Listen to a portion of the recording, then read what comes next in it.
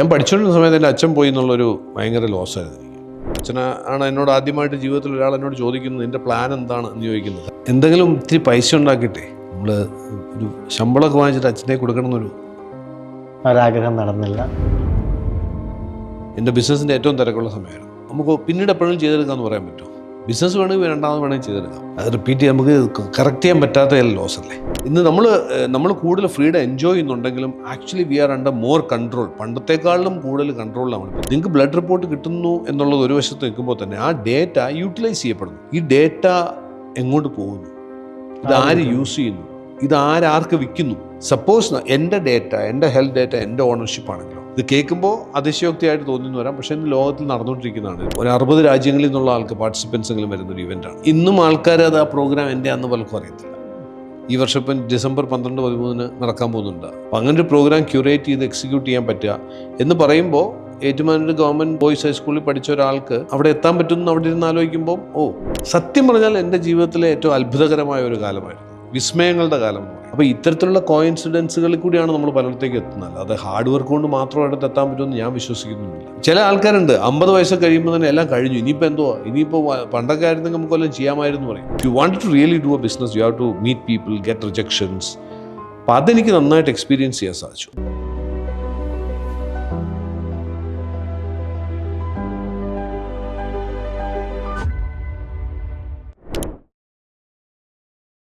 നമസ്കാരം, രംഗു കെ ഹരിദാസ്.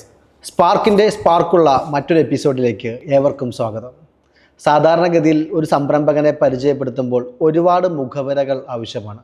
ഇവിടെ മുഖവുരകൾ വേണ്ടാത്ത മലയാളിക്ക് സുപരിചിതനായ ഒരു സംരംഭകനെ, ഒരു ട്രെയിനറെ, ഒരു സീരിയൽ ഓൺട്രപ്രണറെ പരിചയപ്പെടുത്തുകയാണ്. സജീവ് നായർ എന്നാണ് അദ്ദേഹത്തിൻ്റെ പേര്. ഈ പേര് കേൾക്കുമ്പോൾ തന്നെ നിങ്ങളുടെ മനസ്സിലേക്ക് അദ്ദേഹത്തിൻ്റെ മുഖം ഓടിയെത്തിയിട്ടുണ്ടാകും. നമസ്കാരം സാർ, സ്പാർക്കിൻ്റെ വേദിയിലേക്ക് നമസ്കാരം. നമസ്കാരം. കോട്ടയത്ത് ഏറ്റുമാനൂരാണ് ദേശമെന്നറിയാം. എങ്ങനെയായിരുന്നു ഒരു സംരംഭക ജീവിതത്തിലേക്കുള്ള യാത്ര? അവിടെ നിന്ന് എങ്ങനെയാണ് തുടങ്ങിയത് എന്ന് ചെറുതായിട്ടൊന്ന് പറയാം. ഏറ്റുമാനൂർ ഞാൻ ജനിച്ച് വളർന്നത്, സ്കൂളിങ്, പിന്നീട് കോളേജും ആക്ച്വലി എൻ്റെ ഡിഗ്രി അതൊക്കെ ഏറ്റുമാനൂരും അതിൻ്റെ പരിസര പ്രദേശത്തുമായിരുന്നു. MSc ഞാൻ ചെയ്തത് എസ് ബി കോളേജ് ചങ്ങനാശ്ശേരിയില്ല. അപ്പം എൻ്റെ വീട്ടിലാരും ബിസിനസ് ചെയ്തുള്ള പരിചയമൊന്നുമില്ല. അപ്പോൾ അതുകൊണ്ട് തന്നെ നമ്മൾ സാധാരണ അന്നത്തെ കാലത്ത്, ഇപ്പം കുറേ കൂടെ മാറ്റമുണ്ട്. അന്നൊക്കെ എന്ന് പറയുമ്പോൾ പഠിക്കുക, വീണ്ടും പഠിക്കുക, പറ്റുമെങ്കിൽ പിന്നെയും പഠിക്കുക, നന്നായി പഠിച്ച് ജോലി വാങ്ങിക്കുക. ജോലി എന്ന് പറയുമ്പോഴും അതിനകത്തും കുറേ റെസ്ട്രിക്ഷൻസ് ഉണ്ടായിരുന്നു. റെസ്ട്രിക്ഷൻസ് ഞാൻ പറഞ്ഞത് ശരിയല്ല, ലിമിറ്റഡ് തിങ്കിങ് എന്ന് പറയാം. അപ്പം എൻ്റെയൊക്കെ മനസ്സിലുണ്ടായിരുന്ന എൻ്റെ വീട്ടിൽ മിക്ക ആൾക്കാരും ബാങ്കിങ് സർവീസിലായിരുന്നു.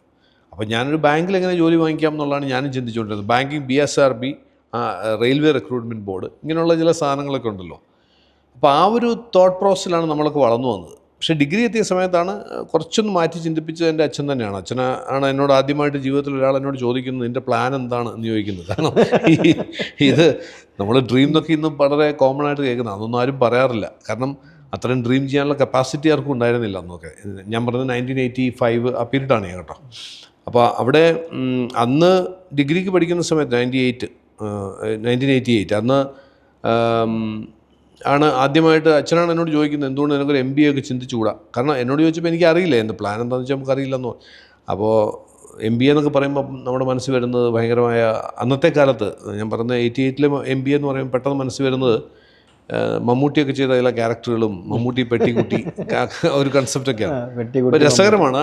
ഒരു ഡോറിന് മുമ്പ് പേരൊക്കെ എഴുതി വെക്കുന്നു, ഒരു കൂടെ ഒരാൾ പെട്ടി പിടിച്ച് നമ്മളിവിടെ വരുന്നു, നമ്മൾ റിവോൾവിങ് ചെയർ ഇരിക്കുന്നു, അങ്ങനെയൊക്കെ കണ്ടിട്ടില്ലേ?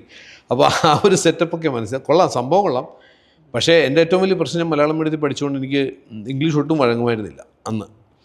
അപ്പോൾ അതുകൊണ്ട് തന്നെ MBA നമ്മളെ കൊണ്ട് പറ്റാത്തൊരു കാര്യമാണ്. അന്നൊന്നും അത്ര ഇൻസ്റ്റിറ്റ്യൂട്ട്സ് ഇല്ല. കേരളത്തിൽ തന്നെ നോക്കിയാൽ കൊച്ചി യൂണിവേഴ്സിറ്റിയും കാലിക്കറ്റ് യൂണിവേഴ്സിറ്റി ഉള്ളൂ. എൻ്റെ അച്ഛനും അത്ര വലിയ വിവരമൊന്നുമില്ല. എവിടെ നിന്നാണെന്ന് പഠിക്കുക. അച്ഛൻ ബാങ്കിലാണെങ്കിലും എവിടെയാണ്. ലാസ്റ്റ് അച്ഛനൊരു അഡ്മിഷൻ ടെസ്റ്റിന് തന്നെ വിട്ടു. അങ്ങനെ കോമൺ അഡ്മിഷൻ ടെസ്റ്റ് എന്ന് പറഞ്ഞാൽ CAT അറിയാമല്ലോ, IIM-ൻ്റെ. അത് പിന്നെ പറയേണ്ട ആവശ്യമില്ല. നമ്മൾ എന്താ പറയുക, ക്ലബ് ലെവലിൽ പോലും കളിക്കാതെ പോയിട്ട് നാഷണൽ പ്ലെയറിൻ്റെ അടുത്ത് നിൽക്കുന്ന പോലെ ആയിരുന്നു. അതെ. പക്ഷേ ഞാനതിന് ശേഷം MScക്ക് ജോയിൻ ചെയ്തെങ്കിലും അച്ഛൻ്റെ ഒരു ഇൻസ്പിറേഷനിൽ തന്നെ ഞാൻ വീണ്ടും ഇംഗ്ലീഷ് ഇമ്പ്രൂവ് ചെയ്യാമെന്നുള്ളൊരു ദൗത്യമായിട്ട് എടുത്തു. അപ്പോൾ ഇംഗ്ലീഷ് ഇമ്പ്രൂവ് ചെയ്യാനായിട്ട് ഞാൻ സ്പോക്കൺ ഇംഗ്ലീഷൊന്നും പോയില്ല. അച്ഛൻ അങ്ങനെയല്ല പറഞ്ഞു. പുള്ളി പറഞ്ഞു മലയാളം പത്രം വായിച്ച്, ഇംഗ്ലീഷ് പത്രം എടുത്ത് ഉച്ചത്തിൽ വായിക്കുക, എന്നിട്ട് നീ ആ പ്രൊനൗൺസിയേഷൻ കറക്റ്റ് ചെയ്യാൻ വേണ്ടിയിട്ട് BBC ഒക്കെ കേൾക്കാൻ പറഞ്ഞു. അങ്ങനെ ഞാനത് ചെയ്തു. എൻ്റെ ഒരു ഗുണം എന്താണെന്ന് വെച്ചാൽ അച്ഛൻ പറഞ്ഞ് ചെയ്യുമായിരുന്നു, ഇഷ്ടമുണ്ടെങ്കിൽ ഇഷ്ടമില്ലാതെ ചെയ്യുമായിരുന്നു. അപ്പം പക്ഷെ അതങ്ങ് റിപ്പീറ്റ് ചെയ്തു. എന്തായാലും 2 വർഷം കഴിഞ്ഞ് ഞാൻ MBA ക്വാളിഫൈ ചെയ്തു, മീൻസ് അഡ്മിഷൻ ക്വാളിഫൈ ചെയ്തു, ഇംഗ്ലീഷ് ഇമ്പ്രൂവ് ആയി. ഞാൻ 2 വർഷം കൊണ്ട് സിനോണിംസ് ആൻറ്റോണിംസിൻ്റെ ഒരു ബുക്ക് തന്നെ ക്രിയേറ്റ് ചെയ്തു. പിന്നെ MBA കഴിഞ്ഞ് പിന്നെ കോർപ്പറേറ്റ് ലൈഫിലേക്ക് വന്നു. കോർപ്പറേറ്റ് ലൈഫിൽ എൻ്റെ കരിയർ സ്റ്റാർട്ട് ചെയ്തത് ഹാർഡ് കോർ സെയിൽസിലാണ്. ഡീലർ മാനേജ്മെൻറ്റ്, BPL അന്ന് BPL വളരെ ഇന്ത്യയിലത്തെ ടോപ്പ് കൺസ്യൂമർ ഇലക്ട്രോണിക്സ് കമ്പനിയാണ്. പിന്നെ ഭയങ്കര ഫേമസ് ആയിരുന്നു. അപ്പോൾ അതിലാണ് സ്റ്റാർട്ട് ചെയ്തത്. അപ്പോൾ അത് ഒരു നല്ല എക്സ്പീരിയൻസ് ആയിരുന്നു. കാരണം ഡീലർ മാനേജ്മെൻറ്റ് എന്ന് പറയുമ്പോൾ ഒരു ഡിഫറെൻറ്റ്. പക്ഷേ എൻ്റെ ഡ്രീം മുഴുവൻ അഡ്വർടൈസിങ്ങിലായിരുന്നു. കാരണം എൻ്റെ പഠിച്ചപ്പോഴൊക്കെ എൻ്റെ അഡ്വർടൈസിംഗ് ആണ് ഏറ്റവും കൂടുതൽ എന്നെ ഇൻസ്പയർ ചെയ്തത്. അപ്പോൾ അതുകൊണ്ട് അതിലേക്ക് എങ്ങനെ എത്താം എന്നുള്ളതാണ് നമ്മൾ നോക്കിക്കൊണ്ടിരുന്നത്. അതൊരു കോയിൻസിഡൻസ് പോലെ എനിക്ക് അവിടെ എത്താൻ പറ്റി, ലിയോ ബർണറ്റ് എന്ന് പറഞ്ഞ ഏജൻസിയിൽ കുറച്ച് നാളത്തേക്ക്. പക്ഷേ അപ്പോഴേക്കും ചില പേഴ്സണൽ റീസൺസ് കൊണ്ട് എനിക്ക് നാട്ടിലേക്ക് തിരിച്ചു വരേണ്ടി വന്നു. അങ്ങനെ മനോരമയെ കുറച്ച് നാളെയും വർക്ക് ചെയ്തു. പിന്നീട് ലൈഫ് അങ്ങ് സെറ്റിൽ ആയിക്കോട്ടെ, ഒരിടത്തങ്ങ് ചടഞ്ഞു കൂടിയാലോ എന്ന് ആലോചിച്ച് കൊച്ചി റിഫൈനറീസിൽ ഇപ്പോൾ ഭാരത് പെട്രോളിയം, ആ സമയത്ത് എൻ്റെ കല്യാണം, ഞാൻ മാരി ചെയ്തു. അപ്പം അങ്ങനെ കൊച്ചി റിഫൈനറിയിലെത്തി. അവിടെ മാനേജ്മെൻറ്റ് പോസ്റ്റിലായിരുന്നു. നല്ല ഒരു ഞാൻ വിചാരിച്ചു കൊച്ചി റിഫൈനറി എന്നൊക്കെ പറഞ്ഞ പബ്ലിക് സെക്ടറല്ലേ, വലിയ അധ്വാനമൊന്നും കാണുന്നില്ലെന്ന് വിചാരിച്ചു. പക്ഷേ അത് ഗംഭീരമായ ടാർഗറ്റുകളും കാര്യങ്ങളൊക്കെ ഉള്ളൊരു കമ്പനിയാണ്. ഹൈലി പ്രൊഫഷണൽ ആയിട്ടുള്ള അറ്റ്മോസ്ഫിയറിൽ പോകുന്നൊരു സ്ഥാപനമാണ്. അപ്പോൾ അവിടെ ഇരുന്നപ്പോഴാണ് ബേസിക്കായിട്ട് എന്തുകൊണ്ട് സ്വന്തമായിട്ട് എന്തെങ്കിലും ചെയ്തുകൂടാന്നുള്ള ചിന്തകൾ വന്നു തുടങ്ങിയത്. പക്ഷെ പൈസ ഇല്ല, തുടങ്ങാനായിട്ട് കാശ് സ്വന്തമായിട്ട് എടുക്കാമല്ലോ എന്ന് വിചാരിച്ചു. പിന്നെ റിസ്ക് എടുക്കാനുള്ള കപ്പാസിറ്റി ഇല്ല, വീട്ടിലാരും ബിസിനസ് ചെയ്തിട്ടില്ല. അങ്ങനെ നോക്കുമ്പോൾ ഒരു തരത്തിൽ നമ്മൾ അതിന് പറ്റുന്ന സ്യൂട്ടബിളായിട്ട് തോന്നിയില്ല. സ്റ്റിൽ അതിങ്ങനെ സെർച്ച് ചെയ്തു. ആ സമയത്താണ് ഡയറക്റ്റ് സെല്ലിംഗ് ഇൻഡസ്ട്രി ഇന്ത്യയിൽ ഓപ്പൺ ആവുന്നത്. ആംവേ ഇന്ത്യയിൽ ലോഞ്ച് ചെയ്യുന്നു. അപ്പോൾ അതിനാകുമ്പോൾ റിസ്ക് ഇല്ല, നമുക്കൊന്ന് ട്രൈ ചെയ്ത് നോക്കാമെന്ന് വിചാരിക്കുന്നു. അങ്ങനെ ജോലിയോടൊപ്പം തന്നെ ചെറിയ രീതിയിലാണ് ഒരു സ്വന്തമായിട്ട്, അതൊരു ബിസിനസ് എന്നൊരു ഫുൾ ഫ്ലെജ്ഡ് ആയിട്ട് പറയാൻ പറ്റില്ല, കാരണം ഇൻവെസ്റ്റ്മെൻ്റ് ഒന്നും ഇല്ലല്ലോ. പക്ഷേ എഫേർട്ട് എന്ന് പറയാം, നമ്മളൊരു സെയിൽസ് എന്ന് പറയാം. കാരണം നമ്മൾ ആൾക്കാരെ മീറ്റ് ചെയ്യുന്നു, ക്ലോസ് ചെയ്യുന്നു. പിന്നെ ഞാൻ പൊതുവെ ഒരു ഇൻട്രോവേർട്ടാണ്, ആയിരുന്നു ഇന്നും. എന്നല്ല, അത് നിങ്ങൾ എന്നെ അറിയാത്തതുകൊണ്ടാണ്. ഞാനൊരു സോഷ്യൽ ഫംഗ്ഷനിലൊക്കെ വലിയ പ്രയാസം എനിക്ക്. അപ്പോൾ ഇങ്ങനെയൊക്കെ സംസാരിക്കാൻ എനിക്ക് പ്രയാസമില്ല, സ്റ്റേജും പ്രശ്നമില്ല. അപ്പോൾ പക്ഷെ അന്ന് ഞാൻ സെമിനാറുകളോ അങ്ങനെ ഫ്രണ്ടിൽ നിന്ന് സംസാരിക്കുന്ന രീതിയൊക്കെ പ്രയാസമായിരുന്നു. പക്ഷേ സ്റ്റിൽ എന്തോ എനിക്കപ്പോൾ ഒരു സ്ട്രോങ് റീസൺ ഉണ്ടായിരുന്നു. I wanted to build something by myself എന്നുള്ളത്. ആ ഒരൊറ്റ റീസണിൽ അതിൽ ബിൽഡ് ചെയ്തു. അതിലൂടെ കുറേ കാര്യങ്ങൾ പഠിച്ചു. ഞാനിപ്പോഴും പല ആൾക്കാരും ഇന്നും സ്റ്റാർട്ടപ്പിനൊക്കെ വരുന്ന ചെറുപ്പക്കാർ വരുമ്പോൾ ഞാൻ പറയാറുണ്ട്, actually if you really wanted to become a businessman you have to be a salesman. Selling അടിയാത്തൊരാൾ ബിസിനസ്സിന് ഇറങ്ങിയിട്ട് യാതൊരു കാര്യമില്ല. അല്ലെങ്കിൽ നമ്മൾ ബിസിനസ്സിൻ്റെ ഒരു പാർട്ട് മാത്രം നോക്കുന്ന ആളായിരിക്കണം, ടെക് മാത്രം നോക്കുക, അങ്ങനെയൊക്കെ നോക്കുന്ന ആളായിരിക്കണം. അല്ലെങ്കിൽ if you want to really do a business you have to meet people, get rejections.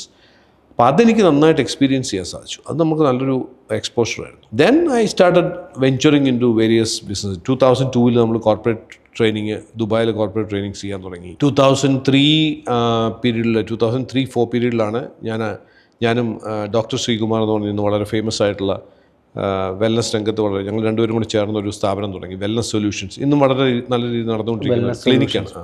അതാണ് സ്വന്തമായിട്ട് സ്റ്റാർട്ട് ചെയ്യുന്ന ആദ്യത്തെ സംരംഭം എന്ന് പറയാം.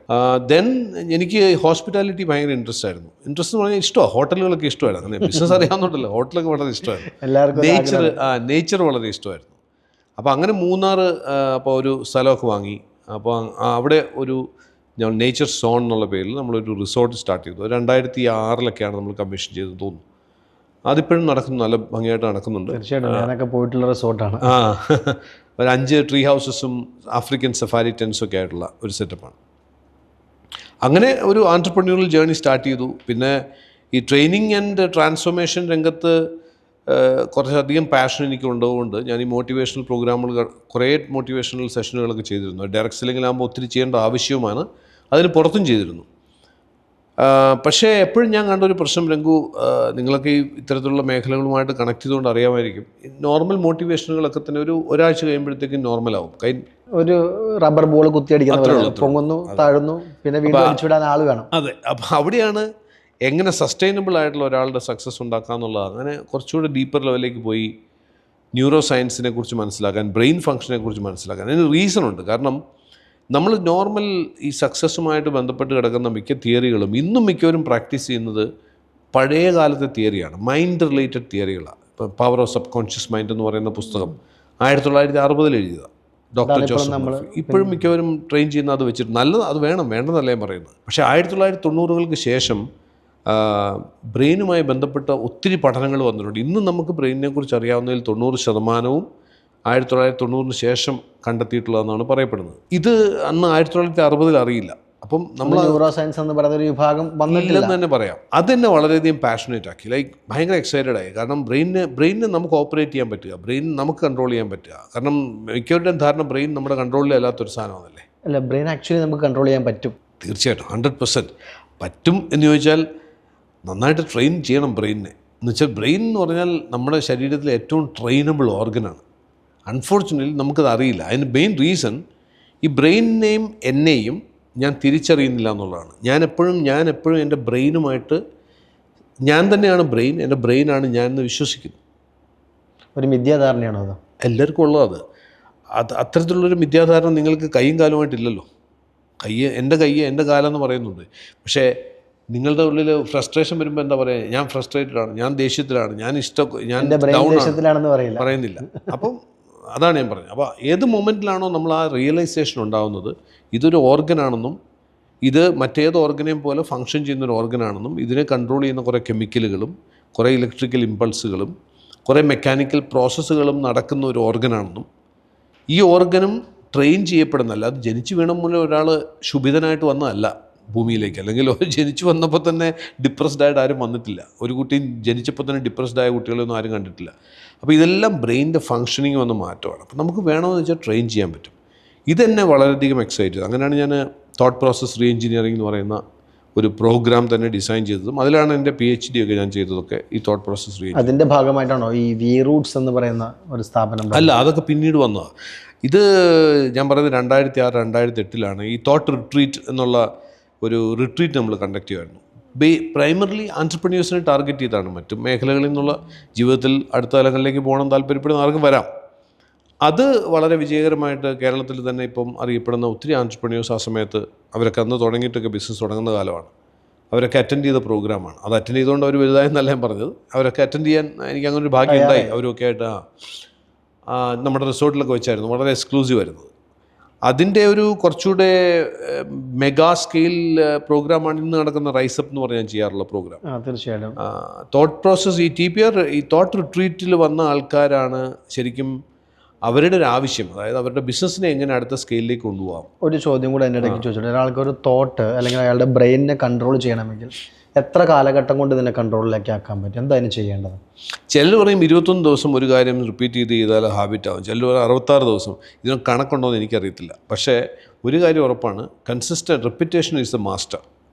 നിങ്ങളുടെ ബ്രെയിനിനെ നിങ്ങൾക്ക് മാസ്റ്റർ ചെയ്യണമെങ്കിൽ റിപ്പീറ്റേഷനാണ് അതിനകത്ത് ഇമ്പോർട്ടൻറ്റ് ഫാക്ടർ. നമ്മൾ അറിഞ്ഞോ അറിയാതെയോ റിപ്പീറ്റ് ചെയ്യുന്ന കാര്യങ്ങൾ തന്നെയാണ് നമ്മളുടെ ഹാബിറ്റായി മാറുന്നത്, അറിഞ്ഞോ അറിയാതെയോ.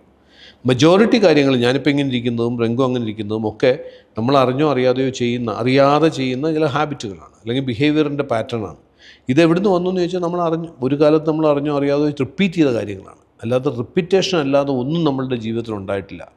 അതുകൊണ്ടാണ് പറയുന്നത്, നമ്മളിപ്പോൾ ജീവിതത്തിൽ നമ്മൾ ചെയ്യുന്ന കാര്യങ്ങളിൽ 94% നമ്മൾ നോൺ കോൺഷ്യസ് എന്ന് പറയും. നമുക്ക് അറിയത്ത് പോലുമില്ല. ഞാനിപ്പോൾ സംസാരിക്കുമ്പോൾ എൻ്റെ കൈ ഇങ്ങനെ പോകുന്നത് എനിക്ക് അറിയത്ത് പോലുമില്ല. നോൺ കോൺഷ്യസ് എന്ന് പറഞ്ഞാൽ അർത്ഥം എന്താ? നോൺ കോൺഷ്യസ് ആയത് ഒരു സമയത്ത് കോൺഷ്യസ് ആയിട്ട് നമ്മൾ ചെയ്ത് നോൺ കോൺഷ്യസ് ആയതാണ്. ബ്രെയിൻ അതിനെ ഒരു ഓട്ടോ മോഡിലേക്ക് എടുത്തിട്ടു. എക്സാക്ട്ലി. ഹാബിറ്റ് എന്നൊക്കെ പറയുന്നതും അതിൻ്റെ ബിഹേവിയർ എന്നൊക്കെ പറയുന്നത് തന്നെയാണ്. അപ്പം അങ്ങനെ ഞാൻ ആ തോട്ട് റിട്രീറ്റിൽ പങ്കെടുത്ത ചില ആൻറ്റർപ്രന്യൂവേഴ്സ് അവർ പറഞ്ഞു, ഞങ്ങളുടെ ബിസിനസ്സിനെ ഒന്ന് റീ എഞ്ചിനീയർ ചെയ്യണം, ഒന്ന് വേറെ ലെവലിലേക്ക് എത്തണം, അതും കൂടെ ചെയ്തു തരാൻ പറഞ്ഞപ്പോൾ അങ്ങനെയാണ് ബിസിനസ് കൺസൾട്ടിംഗ് എന്നുള്ള മേഖലയെക്കുറിച്ച് ഞാൻ എക്സ്പ്ലോർ ചെയ്തതും. ഞാനൊരു വളരെ എക്സ്പേർട്ട് ബിസിനസ് കൺസൾട്ടൻ്റ് ഒന്നും അല്ലല്ലോ. അപ്പം നമ്മളിതിനെക്കുറിച്ച് മനസ്സിലാക്കണം, പറ്റുന്ന ആൾക്കാരുണ്ടാവണം, നല്ല ടീം ഉണ്ടാവണം. ഞാൻ പിന്നെ പണ്ട് മുതലേ എന്തും ചെയ്യാമെന്ന് വിശ്വസിക്കുന്ന ആളല്ല. നമുക്ക് ചെയ്യാവുന്ന ലിമിറ്റേഷൻ ഉണ്ടെന്ന് വിശ്വസിക്കുന്ന ആളും, എന്നാൽ ആ മേഖലയിൽ പ്രഗത്ഭരായിട്ടുള്ള ആൾക്കാരെ കണ്ടെത്തിയാൽ ആ മേഖലയെ കീഴടക്കാമെന്ന് വിശ്വസിക്കുന്ന ആളാണ് ഞാൻ. ആ മേഖലയിൽ പ്രഗത്ഭതയുള്ള അല്ലെങ്കിൽ അതിൽ മിടുക്കുള്ള ആളിനെ കണ്ടെത്തണം, ഡെലിഗേറ്റ് ചെയ്യണം. അത് വേണം, അവരെ കണ്ടെത്തണം, അവരെ കൂടെ നിർത്താൻ പറ്റണം.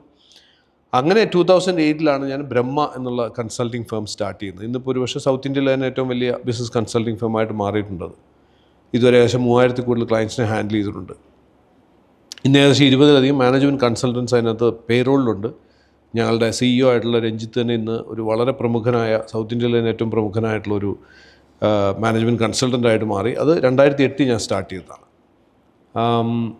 അങ്ങനെ പോകുന്നു. അങ്ങനെ ഈ വി റൂട്ട്സിലേക്കൊക്കെ എത്തുന്നതെന്ന് പറയുന്നത് അടുത്തിടയ്ക്കാണ്. കാരണം എൻ്റെ വെൽനെസ്സിനോടുള്ള പാഷൻ ഒന്ന്. 2015-16 ആയപ്പോഴത്തേക്കും എനിക്ക് പുതിയൊരു പാഷൻ വന്നു. വേറൊന്നുമല്ല, എൻ്റെ 50 അടുത്ത് വരുന്നു എന്ന് എനിക്ക് മനസ്സിലാവുന്നു. പ്രായമാകാൻ പോകുന്നു എന്നാണ് നമ്മൾ പറയുക. അപ്പോൾ ഈ 50 ശേഷമുള്ള ഞാൻ എങ്ങനെ ഉണ്ടാവണം, അതിലെങ്ങനെ എനിക്ക് എൻ്റെ എനർജി മെയിൻറ്റെയിൻ ചെയ്യാൻ പറ്റണം, എങ്ങനെ പെർഫോമൻസ് എൻഹാൻസ് ചെയ്യാൻ പറ്റണം, ഇതൊന്ന് പഠിക്കാനൊരു ശ്രമം നടത്തി. കൊടാലി തൈലൊക്കെ ഇട്ട് നടന്ന് വർത്തണ്ട, അല്ലാണ്ട് തന്നെ ആരോഗ്യത്തോടെ ഇരിക്കണമെന്ന്. അതെ, അതാണ് ഏറ്റവും പ്രധാനം. അപ്പോൾ കുഴമ്പെക്കുന്നുണ്ട്, കുഴപ്പമൊന്നുമില്ല, നല്ലതാണ്. എങ്കിൽ പോലും ഞാൻ ആക്ച്വലി ആ സമയത്ത് ഈ ലോഞ്ചിവിറ്റി എന്ന് പറയുന്ന കോൺസെപ്റ്റ്, ലോഞ്ചിവിറ്റി സ്റ്റഡീസ് എന്ന് പറയും, അതിൽ കുറച്ച് പാഷനേറ്റ് ആയി. ഒരു 2015-16-17 പീരീഡ് ഞാൻ പറയുന്നത്. അതിൽ കുറച്ച് ഡീപ്പർ ലെവലിൽ ഇൻവോൾവ് ആയി. Human longevity, human performance. സത്യം പറഞ്ഞാൽ എൻ്റെ ജീവിതത്തിലെ ഏറ്റവും അത്ഭുതകരമായ ഒരു കാലമായിരുന്നു, വിസ്മയങ്ങളുടെ കാലം എന്ന് പറയും. കാരണം മനുഷ്യന് വേണമെന്ന് വെച്ചാൽ ഈ അസുഖങ്ങളെ തടഞ്ഞു നിർത്താമെന്നുള്ളതും, മനുഷ്യന് വേണമെന്ന് വെച്ചാൽ പ്രായത്തെ കൺട്രോളിൽ നിർത്താമെന്നൊക്കെ ഉള്ളത് എനിക്ക് അന്ന് റിയലൈസ് ചെയ്തൊരു കാര്യമാണ്. അന്നാണ് ഈ ബയോ ഹാക്കിംഗ് എന്ന് പറയുന്ന ഈ കോൺസെപ്റ്റ് ഞാൻ വെസ്റ്റേൺ, അതായത് പാശ്ചാത്യ രാജ്യങ്ങളിൽ നിന്ന് മനസ്സിലാക്കിയത്. ഈ ബയോ ഹാക്കിംഗ് എന്ന് പറയുന്ന വാക്ക് നമ്മൾ എപ്പോഴും കേൾക്കാറുണ്ട്. എക്സാക്ട്ലി അതിൻ്റെ മീനിങ് എന്തായിരിക്കും? ഹാക്കിംഗ് യുവർ ഓൺ ബയോളജിയാണ് ബയോ ഹാക്കിംഗ് എന്ന് പറയുക. നമ്മുടെ ബയോളജിയെ നമ്മൾ സ്വയം ഹാക്ക് ചെയ്യുക എന്ന് പറഞ്ഞാൽ അർത്ഥം എന്താ? കൺട്രോളിലാക്കുക. നമ്മുടെ ശരീരം, നമ്മുടെ ശരീരത്തിലെ കോശങ്ങളുടെ പ്രവർത്തനം, നമ്മളുടെ അവയവങ്ങളുടെ പ്രവർത്തനം, നമ്മളുടെ തലച്ചോറിൻ്റെ പ്രവർത്തനം, ഇതിനെയൊക്കെ നമ്മളുടെ മാനേജ്മെൻറ്റ് നമുക്ക് കൺട്രോൾ ചെയ്യാൻ പറ്റുന്ന അവസ്ഥയിലെത്തുക. ഈ ചില ആൾക്കാർ ഇത് സെൽഫ് മെഡിക്കേഷനാണെന്ന്, അങ്ങനെയല്ല. സെൽഫ് മെഡിക്കേഷൻ ഒന്നുമല്ല ഇത്. അത് അസുഖം വന്നു കഴിഞ്ഞാൽ അതുമായി ബന്ധപ്പെട്ട ഡോക്ടർമാരെ കണ്ട് അതിന് വേണ്ടുന്ന ചികിത്സ തന്നെയാണ് ചെയ്യുന്നത്. ഈ ഡോക്ടർമാരുടെ അടുത്തേക്ക് പോകാതെ നമുക്ക് സ്വയം, എപ്പോഴാണ് നമ്മളുടെ ആരോഗ്യത്തിൻ്റെ ചാർജ് നമ്മുടെ കയ്യിൽ നിന്ന് പോകുമ്പോഴാണല്ലോ വേറൊരാൾക്ക് ചാർജ് കൊടുക്കേണ്ടി വരുന്നത്. നമുക്കൊരു പ്രശ്നം ഉണ്ടാകുമ്പോഴാണ് ഡോക്ടറെ കാണേണ്ടി വരുന്നത്. അതെ. അപ്പോൾ ആ ഒരു ലെവലിൽ നമുക്ക് എങ്ങനെ പ്രിവെൻറ്റ് ചെയ്യാൻ പറ്റും എന്നുള്ളതാണ് ബയോ ഹാക്കിങ്ങിനകത്തുള്ള മെത്തേഡ്സ് എല്ലാം. അത് ഇന്നിപ്പോൾ അതിന് ഇത്ര റിലവൻസ്, ഇപ്പം രംഗു പറഞ്ഞു കൂടുതൽ കേൾക്കുന്നു എന്ന് പറയാൻ കാര്യം, പണ്ട് വെൽനസ് എന്ന് പറയുന്നത് 2000 വർഷം, ഇയർ 2000 മുതൽ കേൾക്കുന്ന ഒന്നാണ്. ഇന്ന് ബയോ ഹാക്കിംഗ് ആ ഒരു രീതിയിലേക്ക് പയ്യെ കയറി വരുന്നതിനുള്ള കാരണം, ഇന്ന് നമുക്കെല്ലാം ക്വാണ്ടിഫൈ ചെയ്യാം.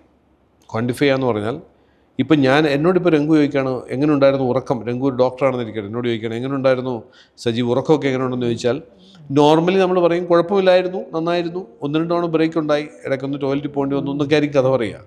ഇന്നതിൻ്റെ ആവശ്യമില്ല. ഇങ്ങനൊരു സ്മാർട്ട് റിംഗ് എൻ്റെ കയ്യിലുണ്ടെന്നുണ്ടെങ്കിൽ എനിക്ക് എൻ്റെ മൊബൈലിനകത്ത് കാണാൻ പറ്റും എത്ര ഡീപ്പ് സ്ലീപ്പ് ഉണ്ട്, എത്ര ലൈറ്റ് സ്ലീപ്പ് ഉണ്ട്, എത്ര സൈക്കിൾ എനിക്ക് കംപ്ലീറ്റ് ചെയ്യാൻ പറ്റി. അപ്പോൾ എൻ്റെ ഉറക്കത്തിന് എനിക്ക് ക്വാണ്ടിഫൈ ചെയ്യാം. അതേപോലെ എൻ്റെ ഓരോ പ്രവൃത്തിയും ക്വാണ്ടിഫൈ ചെയ്യാം. എൻ്റെ DNA എനിക്ക് ഡീകോഡ് ചെയ്യാം, അതിന് ഇൻഫർമേഷൻ കളക്ട് ചെയ്യാം. സോ നമ്മളിപ്പോൾ ജീവിക്കുന്നത് വളരെ അത്ഭുതകരമായ ഒരു കാലത്താണ്. അവിടെ വേണമെന്ന് വെച്ചാൽ നമ്മളുടെ എല്ലാ കാര്യങ്ങളെയും നമുക്ക് കൺട്രോൾ ചെയ്യാൻ പറ്റും. ആ ഒരു തിരിച്ചറിവാണ് എനിക്ക് ആ ഒരു സ്റ്റഡീസിലുണ്ടായത്. അതാണ് ടെക്നോളജീസ് ഇവിടെ അവൈലബിൾ ആണെന്ന് തന്നെ വേണമെങ്കിൽ പറയാം. ടെക്നോളജി, ടൂൾസ്, മെത്തേഡ്സ്, പ്രോസസ്സ്, ഇതൊക്കെ അവൈലബിൾ ആണ്. ഇത് ഞാൻ making of the super human എന്ന് പറഞ്ഞൊരു പുസ്തകം, ലാസ്റ്റ് എഴുതിയ പുസ്തകം, അത് ഞാൻ അതിൽ നിന്നുള്ള പഠനങ്ങളെ ബേസ് ചെയ്ത് എഴുതിയതാണ്. അപ്പോൾ അത് കുറേയധികം പ്രചാരത്തിലേക്ക് വന്നു. ലാലേട്ടൻ അതിന് ഫോർവേഡ് ചെയ്തു, അങ്ങനെ വന്നു അത്. പക്ഷേ അങ്ങനെ വന്നപ്പോഴാണ് ഞാൻ ആലോചിച്ചത്, പുസ്തകത്തിൽ ഇതൊരു ജ്ഞാനം, ഒരു അറിവുകൊണ്ട് മാത്രം കാര്യമില്ല. ഇത് മനുഷ്യർക്ക് പ്രാക്ടീസ് ചെയ്യണമെന്നുണ്ടെങ്കിൽ അതിന് പറ്റുന്ന തരത്തിലുള്ള പ്രോഡക്ട്സോ ടൂൾസോ പ്രോസസ്സുകളൊക്കെ വേണമല്ലോ. അങ്ങനെയാണ് വി റൂട്ട്സ് ഫോം ചെയ്യുന്നത്. വി റൂട്ട്സ് ബേസിക്കലി 2019-20 ഞങ്ങൾ സ്റ്റാർട്ട് ചെയ്യുന്നത്. 4ാമത്തെ സംരംഭമായിരുന്നു എന്ന് പറയാം. അഞ്ചാമത്തെ തോന്നുന്നു. 5ാമത്തെ സംരംഭം. അപ്പം അത് സ്റ്റാർട്ട് ചെയ്യുമ്പോൾ ബേസിക്കായിട്ട് ഇത് തന്നെയായിരുന്നു ഉദ്ദേശം. അതായത് മനുഷ്യനെ സംബന്ധിച്ച് അവനെ എംപവർ ചെയ്യുക, അവൻ്റെ ബയോളജി, അവൻ്റെ ഹെൽത്തിൻ്റെ ഫുൾ ചാർജ് ഏറ്റെടുക്കാൻ പറ്റുന്ന രീതിയിൽ അവരെ എംപവർ ചെയ്യുക. അതിനകത്ത് നോളജ് കൊടുക്കണം, ടൂൾസ് കൊടുക്കണം, ടെക്നോളജി കൊടുക്കണം, മെത്തഡോളജി കൊടുക്കണം, പ്രോസസ്സ് കൊടുക്കണം, പ്രോഡക്റ്റ്സ് കൊടുക്കണം. ഇപ്പം ഞാനൊരു വ്യക്തി, ഞാൻ നേരെ നിങ്ങളുടെ വി റൂട്ട്സിൻ്റെ ഓഫീസിലേക്ക് വരുന്നു.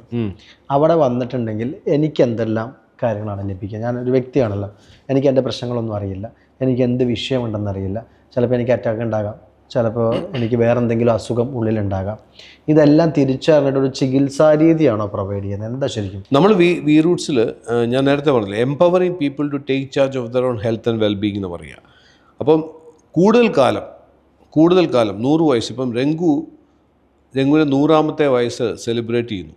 അത് ഒരു 5 കിലോമീറ്റർ ഓടിയ ശേഷം നമ്മളുടെ പേരക്കുട്ടികളുടെ കൂടെ, ഒരുപക്ഷെ അതിനും അടുത്ത തലമുറയുടെ കൂടെ ഒരു കേക്കൊക്കെ മുറിച്ചിട്ട്, പിന്നെയും രംഗുവിന് ഇഷ്ടമുള്ളത് ഈ പോഡ്കാസ്റ്റിങ്ങും ഈ പ്രൊഡക്ഷനും ഒക്കെ ഇഷ്ടമാണെങ്കിൽ ആ പണിക്ക് പോകുന്നു. 100 വയസ്സുള്ള സമയത്തെ രംഗുവിനെ കുറിച്ച് ഞാൻ പറഞ്ഞത് കേട്ടോ. ഇതൊരു ഇമാജിനേഷനായിട്ട് തോന്നി വരാം, പക്ഷേ ഇത് പ്രാക്ടിക്കലാണെന്ന്. കാരണം 1980 നമ്മുടെ ആവറേജ് ലൈഫ് എക്സ്പെക്റ്റൻസി, ആൾക്കാർ മരിക്കുന്ന പ്രായം, ആയുസ് 48 80. ഇപ്പോൾ അത് 70 മുകളിലെത്തിയിട്ടുണ്ട് എന്ന് പറയുമ്പോൾ 3-ൽ-1 70 എന്ന് പറഞ്ഞ നമ്പർ വെച്ച് നോക്കിയാൽ 3-ൽ-1 100 വയസ്സ് കിടക്കും എന്നുള്ള ഉറപ്പാണ്. ഇനിയിപ്പോൾ ആ കൂടി ചിന്തിക്കേണ്ടത് 100 വയസ്സ് കിടക്കുന്ന സമയത്ത് നമ്മൾ എങ്ങനെ ഉണ്ടാവും എന്നുള്ളതാണ്. മനസ്സിലായോ? അതിന് പ്രിപ്പയർ ചെയ്യാൻ പറ്റുന്ന തരത്തിലുള്ള കാര്യങ്ങൾ, അതായത് living longer, staying younger, being productive, ആ പ്രൊഡക്ടിവിറ്റിയും ആ ഒരു പെർഫോമൻസിനെയും എൻഹാൻസ് ചെയ്തുകൊണ്ട് തന്നെ 100 വയസ്സ് വരെ ജീവിക്കുക, അതിന് മുകളിലേക്ക് കടന്നു പോവുകയോ ചെയ്യാൻ പറ്റുകയാണെങ്കിൽ. ഇന്നത് പറയുമ്പം ഞാൻ നേരത്തെ കുറച്ച് നാളായിട്ട് ഇതിങ്ങനെ പറയാറുണ്ട്. അപ്പോൾ പലയിടത്തും അതിൻ്റെ താഴെ വരുന്ന കമൻറ്റുകളൊക്കെ വളരെ പരിഹാസപരമായിട്ടുള്ള കമൻറ്റ് ഇപ്പോൾ അധികം കുറഞ്ഞു. കാരണം എന്ന് വെച്ചാൽ കഴിഞ്ഞ ദിവസം വലിയ ന്യൂസ് വന്നല്ലോ, പുടിനും നമ്മളുടെ സി ജിൻപിങ്ങും, അതായത് ചൈനയുടെ പ്രസിഡൻറ്റും റഷ്യൻ പ്രസിഡൻറ്റും തമ്മിൽ മീറ്റ് ചെയ്ത സമയത്ത് അവർ പേഴ്സണലായിട്ട് സംസാരിച്ച് പോവുകയാണ്. അത് നടന്നു പോകുമ്പോൾ പേഴ്സണലായിട്ട് സംസാരിക്കുകയാണ്. അതിനവരെന്തോ ആ മൈക്കിന് എന്തോ ഒരു പേര് പറയും, എന്തോ ഒരു അത് പബ്ലിക്കിലേക്ക് പോകുന്നതല്ല, അവർ തമ്മിൽ സംസാരിക്കുന്നത് ട്രാൻസ്ലേറ്റർ വേണമല്ലോ ലാംഗ്വേജ്, അത് അവരൊന്ന് പുറത്തു വിട്ടു ആ ഇൻഫർമേഷൻ. അവർ സംസാരിച്ച് 150 വയസ്സ് വരെ ജീവിക്കുന്നതിനെ കുറിച്ചാണ് സംസാരിച്ചത്. അപ്പോൾ ആ ലെവലിലേക്ക് എത്തിയിരിക്കുന്നു മനുഷ്യർ. 150 പണ്ട് ഫേസ്ബുക്കിലൊക്കെ കമൻറ്റ് വരുന്നത്, നിങ്ങളിപ്പോൾ പരമാവധി ആഹ്ലാദിക്കൂ, പരമാവധി സന്തോഷിക്കൂ, നിങ്ങൾ 100 വയസ്സ് വരെ ജീവിച്ചാലും നിങ്ങൾക്ക് കിട്ടാൻ പോകുന്നത് വാർദ്ധക്യം മാത്രമാണ് എന്ന്. അതിനൊരു തിരിച്ച് അടിയാണ് ഈ ഒരു സാധനം. തീർച്ചയായിട്ടും. കാരണം ഇത് പുതിയ സയൻസ് പറയുന്നതിന് രംഗു, പുതിയ സയൻസ് പറയുന്നത് തന്നെ ഏജിങ് ഈസ് എ ഡിസീസ് എന്നാണ്. പ്രായമാകൽ എന്ന് പറയുന്ന ഒരു അസുഖമായിട്ട് കൺസിഡർ ചെയ്യണം എന്ന് പറഞ്ഞാൽ അർത്ഥം എന്താ? ഡിസീസ് എന്ന് പറയാനുള്ള കാരണം തന്നെ ഇത് ട്രീറ്റ് ചെയ്യാന്നുള്ളതുകൊണ്ടാണല്ലോ. അപ്പോൾ പ്രായമാകൽ എന്ന് പറയുന്ന പരിപാടിയെ വരെ നമുക്ക് ട്രീറ്റ് ചെയ്യാൻ പറ്റും എന്നർത്ഥം. ഇത് കേൾക്കുമ്പോൾ അതിശയോക്തിയായിട്ട് തോന്നിയെന്ന് വരാം, പക്ഷേ ഇന്ന് ലോകത്തിൽ നടന്നുകൊണ്ടിരിക്കുന്നതാണ്. ഇപ്പോൾ ഈ നോബൽ പ്രൈസിലേക്ക് നോമിനേറ്റ് ചെയ്യപ്പെട്ട 2 ജെനറ്റിസിസ്റ്റ് ഉണ്ട്, ജോസ് കോഡിയാരോ, ഡേവിഡ് വുഡ്. ഇവരുടെ ഒരു പുസ്തകമുണ്ട്, ഡെത്ത് ഓഫ് ഡെത്ത് എന്നാണ് പുസ്തകത്തിൻ്റെ പേര് തന്നെ. അതിനവർ പറഞ്ഞത് 2045 ആകുമ്പോൾ ഡെത്ത് ഓപ്ഷനിലാവുമെന്നാണ്. തീരുമാനിക്കാം എന്ന് വെച്ചാൽ മരിക്കില്ല എന്നല്ല, കുറച്ചുകൂടി നീട്ടണമെങ്കിൽ നീട്ടാം എന്നർത്ഥം. ഇപ്പോഴും നീട്ടുന്നുണ്ട്, പക്ഷെ അത് അസുഖങ്ങളെയാണ് നീട്ടുന്നത്, നമ്മുടെ ആരോഗ്യപരമായ ജീവിതത്തെയല്ല. അപ്പം വി റൂട്ട്സിൽ നമ്മൾ ചെയ്യുന്ന എല്ലാ കാര്യങ്ങളും ആരോഗ്യകരമായ ജീവിതത്തെ എങ്ങനെ നീട്ടാം, ഹെൽത്ത് സ്പാൻ, ലൈഫ് സ്പാൻ അല്ല, ഹെൽത്ത് സ്പാനെ എങ്ങനെ നീട്ടാം. അപ്പോൾ അത് നമ്മൾ അതിന് ഏറ്റവും പ്രധാനമായിട്ട് നമ്മൾ ബിലീവ് ചെയ്യുന്ന ഒരു കോൺസെപ്റ്റ് പേഴ്സണലൈസേഷനാണ്. Personalised food, personalised exercise, personalised medication, personalised yoga, personalised എല്ലാം പേഴ്സണലൈസ് ചെയ്യുക. എല്ലാവർക്കും ഉള്ള കോമൺ ആയിട്ടുള്ള ഒന്നും വേണ്ട. അത് നമ്മുടെ ഒരു മിഥ്യാധാരണ മാത്രമാണ്. അങ്ങനെയൊന്നുമില്ല. ഗുഡ് ഫുഡ് എന്ന് പറഞ്ഞൊരു ഫുഡ്, ചിലർ നല്ല ഭക്ഷണം കഴിച്ചാൽ മതി, നല്ല എക്സസൈസ് ചെയ്താൽ മതി, അങ്ങനൊരു സാധനം ശരിയായ രീതിയിൽ നമ്മൾ സയൻസ് പഠിച്ചിട്ടുണ്ടെങ്കിൽ അങ്ങനൊരു സംഭവം കണ്ടെത്താൻ പറ്റില്ല. കാരണം പഴയ കാലത്ത് ഒരു സ്റ്റേറ്റ്മെൻ്റ് ഉണ്ട്, 1 man's food can be another man's poison എന്നൊരു സ്റ്റേറ്റ്മെൻ്റ് ഉണ്ട്. ഒരു മനുഷ്യൻ്റെ ഭക്ഷണം മറ്റൊരാൾക്ക് വിഷമാകാം. ഇന്നത് ജെനറ്റിക്സ് വന്നതോടുകൂടി അത് പ്രൂവ് ചെയ്യപ്പെട്ടു. കാരണം ബ്രോക്കലി എന്ന് പറയുന്ന പച്ചക്കറി നമ്മുടെ നാട്ടിലുള്ളതല്ല, ഇപ്പോൾ ഇവിടെ എല്ലാവരും വളരെയധികം ആരോഗ്യത്തിന് വേണ്ടി വാങ്ങിച്ച് കഴിക്കുന്നതാണ്. നമ്മൾ നടത്തുന്ന വി റൂട്ട്സിൽ ഇപ്പോൾ നടത്തുന്ന ജനറ്റിക് ടെസ്റ്റിംഗ് കഴിഞ്ഞ റിപ്പോർട്ടുകൾ എടുത്ത് നോക്കിയാൽ ചില കേസുകളിൽ ചില ജീനുകൾ ഈ ബ്രോക്കലി കൂടുതൽ കഴിക്കുന്നതിലൂടെ തന്നെ ട്രിഗേർഡ് ആവുന്ന ജീനുകളുണ്ട്. എന്ന് വെച്ചാൽ ചില അസുഖങ്ങളിലേക്ക് ലീഡ് ചെയ്യുന്ന ജീനുകൾ. അതെന്താണെന്നുള്ളത് നമുക്ക് വേണമെങ്കിൽ ഡീറ്റെയിൽ ആയിട്ട് സംസാരിക്കാവുന്ന വിഷയമാണ്. എങ്കിൽ ഇപ്പോൾ ഞാൻ പറയാം, എക്സസൈസ്. ഇപ്പോൾ ജിമ്മിൽ കുഴഞ്ഞു വീണ് മരിക്കുന്നു പുനീത് രാജ്കുമാർ, 40 വയസ്സോ മറ്റുള്ള സമയത്താണ് അദ്ദേഹത്തിന് എന്താ ന്യൂട്രീഷൻ്റെ കുറവാണോ പൈസയുടെ കുറവാണോ ഒന്നുമില്ല, ജിമ്മിൽ കുഴഞ്ഞു വീണു. അപ്പം അതിൽ നിന്ന് വളരെ വ്യക്തമാണ് അദ്ദേഹം ചെയ്യേണ്ട എക്സസൈസോ അല്ലെങ്കിൽ അയാളുടെ പാറ്റേണോ അയാൾ ചെയ്യുന്ന വർക്കൗട്ടിൽ ഒരു പക്ഷേ നെഗറ്റീവ് ഇഫക്റ്റ് ഉണ്ടാവാം. പക്ഷേ ഇന്ന് ജനറ്റിക് സ്റ്റഡീസ് പ്രൂവ് ചെയ്യുന്നതാണ്. കാരണം ജനറ്റിക് സ്റ്റഡീസ് കഴിയുമ്പോൾ നമ്മൾ ജനറ്റിക് റിപ്പോർട്ട് ഉണ്ടാക്കി കഴിഞ്ഞാൽ, ഇപ്പോൾ രംഗുവിൻ്റെ ജനറ്റിക് റിപ്പോർട്ട് എടുത്തു കഴിഞ്ഞാൽ യു വിൽ എക്സാക്ട്ലി നോ ഏത് തരത്തിലുള്ള ഭക്ഷണം നിങ്ങൾക്ക് വർക്ക് ചെയ്യും, ഏത് തരത്തിലുള്ള ഭക്ഷണം നിങ്ങൾക്ക് തിരിച്ച് വർക്ക് ചെയ്യും, ഏത് തരത്തിലുള്ള എക്സസൈസ് നിങ്ങളെ ഡാമേജ് ചെയ്യും, ഏത് തരത്തിലുള്ള എക്സസൈസ് നിങ്ങളെ ഫർദർ എൻഹാൻസ് ചെയ്യും. ഇതൊക്കെ നമുക്ക് അറിയാൻ പറ്റും. നമ്മൾ ആദ്യം നമ്മുടെ ജെനറ്റിക്സ് അതെ, അങ്ങനെ നമ്മൾ ചെയ്യുന്ന ഒരു പ്രോട്ടോക്കോളാണ്. അപ്പോൾ ആ പ്രോട്ടോക്കോൾ എന്ന് പറഞ്ഞു കഴിഞ്ഞാൽ ഇപ്പോൾ ഫസ്റ്റ് ഒരാളുടെ DNA ഡീകോഡ് ചെയ്യുക എന്ന് പറയും. DNA ഡീകോഡ് ചെയ്യാന്ന് കേൾക്കുമ്പോഴത്തേക്കും ഭയങ്കര ഭീകരമായ ഒരു പ്രോസസ്സ് പോലെയൊക്കെയാണ് തോന്നുക.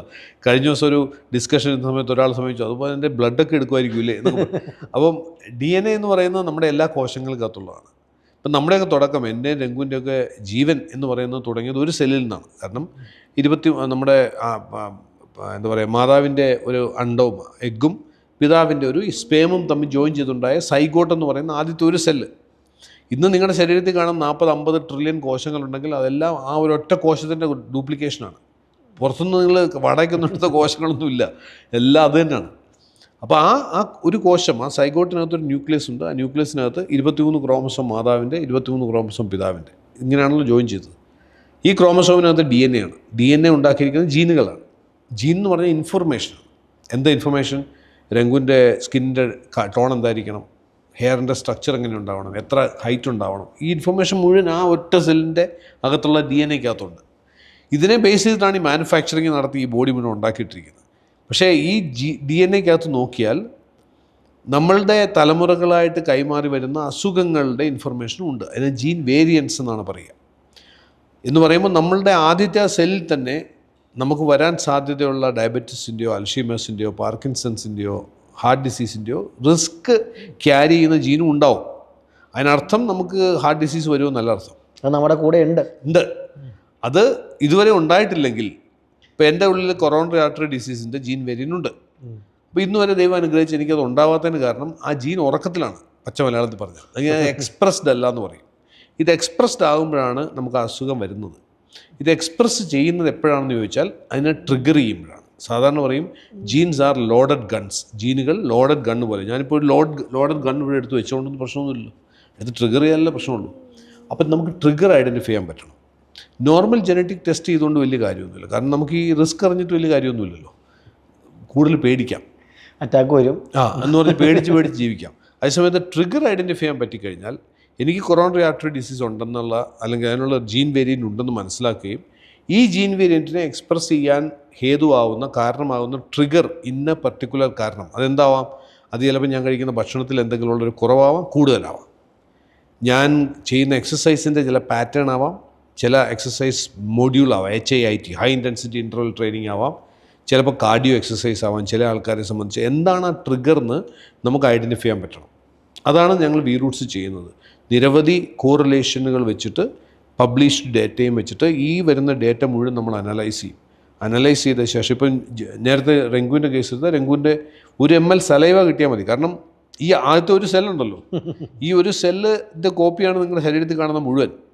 അപ്പം നമ്മുടെ തുപ്പലിനകത്ത് വരുന്നൊരു സെല്ലുണ്ടെങ്കിൽ, അല്ലെങ്കിൽ നമ്മളുടെ ഹെയറിനകത്തുനിന്നൊരു സെല്ല്, അല്ലെങ്കിൽ നമ്മുടെ സ്കിന്നിൽ നിന്ന് എവിടെ നിന്നെങ്കിലും ഒരു സെല്ല്, ബ്ലഡ് വേണമെന്നില്ല, എന്ത് കിട്ടിയാലും നമുക്ക് അതിനകത്ത് DNA ഡീകോഡ് ചെയ്യുക. അതിനകത്ത് ഞങ്ങളിപ്പോൾ ഇവിടെ ടെസ്റ്റ് ചെയ്യുമ്പോൾ 275 കണ്ടീഷൻ, ഒരു മനുഷ്യന് സാധാരണഗതിയിൽ വരാവുന്ന എല്ലാ അസുഖങ്ങളും പ്ലസ് നമ്മളുടെ ശരീരത്തിന് വേണ്ടുന്ന ന്യൂട്രിയൻസ് ഉണ്ടല്ലോ, ഈ ന്യൂട്രിയൻസിനെ അബ്സോർബ് ചെയ്യാനുള്ള കപ്പാസിറ്റി, ഇതെല്ലാം നമ്മൾ അനലൈസ് ചെയ്യുന്നു. ഡീറ്റെയിൽഡ് ചാർട്ടായിട്ട് കിട്ടും. അതെ. അതിനുശേഷം ഇതിനെ കോറിലേറ്റ് ചെയ്യും. ഈ ഡേറ്റയും ഇപ്പോഴത്തെ നിങ്ങളുടെ പ്രസൻറ്റ് ഹെൽത്തിനെയും നമ്മൾ കോറിലേറ്റ് ചെയ്തിട്ട് നമ്മൾ ട്രിഗേഴ്സ് ഐഡൻറ്റിഫൈ ചെയ്യും. നമ്മൾ ഒരു മെഡിക്കൽ രംഗത്തുള്ള ആളാണോ എന്ന് ചെക്ക് ചെയ്യുന്നത്. അതിനകത്ത് മെഡിക്കൽ ഡോക്ടേഴ്സ് ഉണ്ട്, ജനറ്റിസിസ്റ്റുകളുണ്ട്, അതിനകത്ത് ഫിറ്റ്നസ് ട്രെയിനേഴ്സ് ഉണ്ട്. അതെല്ലാം നമ്മളുടെ ടീമിനകത്തുള്ളതാണ്. ഇവരെല്ലാം നമ്മളുടെ കൊച്ചിയിലത്തെ ഓഫീസിൽ തന്നെ ഉണ്ട്. ഇവരെല്ലാം എല്ലാ ടീമും ഉണ്ട്. വൺസ് അത് ആ ഒരു രീതിയിൽ ഡീകോഡ് ചെയ്ത് കഴിഞ്ഞാൽ നമുക്ക് ആ കോറിലേഷനിൽ കൂടെ നമുക്ക് ട്രിഗർ ഐഡൻറ്റിഫൈ ചെയ്തു. അപ്പോൾ ഞാൻ പറയുകയാണ്, ഇപ്പോൾ നിങ്ങളുടെ റിപ്പോർട്ടിൽ കാണുന്നു നിങ്ങൾക്ക് ഇന്ന് റിസ്ക് ഉണ്ടെന്ന് വയ്ക്കുക. അതിന് വരുന്ന ട്രിഗർ എന്ന് പറയുന്നത് മേ ബി ഏതെങ്കിലും ഒരു വൈറ്റമിൻ്റെ ജനറ്റിക്കലി ഉള്ള അബ്സോർപ്ഷൻ കുറവായിരിക്കാം. ഇപ്പം ഞാനൊരു ഉദാഹരണം പറയാം. നമ്മൾ കേരളത്തിൽ നിന്ന് നിരവധി ആൾക്കാർ ഇപ്പം നമ്മളുടെ പ്രോഗ്രാം എപ്ലിമോ എന്നാണ് നമ്മുടെ ഈ പ്രോഗ്രാമിൻ്റെ പേര്. എപ്ലിമോ, EPLIMO, epigenetic life style modification. കേരളത്തിൽ തന്നെ ആയിരക്കണക്കിന് ആൾക്കാർ ഈ പ്രോഗ്രാമിൽ ഇതുവരെ പാർട്ടിസിപ്പേറ്റ് ചെയ്തിട്ടുള്ളവരുണ്ട്. പ്രോഗ്രാം നമ്മൾ പറയാൻ കാര്യം എന്ന് വെച്ചാൽ നമ്മൾ ടെസ്റ്റ് ചെയ്ത് റിപ്പോർട്ട് കൊടുക്കുകയല്ല ചെയ്യുന്നത്. ഈ ട്രിഗർ ഐഡൻറ്റിഫൈ ചെയ്ത് ഈ ട്രിഗറിനെ ബ്ലോക്ക് ചെയ്യാൻ പറ്റുന്ന രീതിയിൽ എങ്ങനെ നിങ്ങളുടെ ജീവിതശൈലി ക്രമീകരിക്കണം എന്നുള്ളതിൻ്റെ അഡ്വൈസും അതിൻ്റെ കൗൺസിലിങ്ങും അതിൻ്റെ ഹാൻഡ് ഹോൾഡിങ്ങും കോച്ചിങ്ങും ഒക്കെ കൊടുക്കുന്നു നമ്മൾ. ഒരു ലോങ് ടൈം പ്രോസസ്സാണ്. അതെ.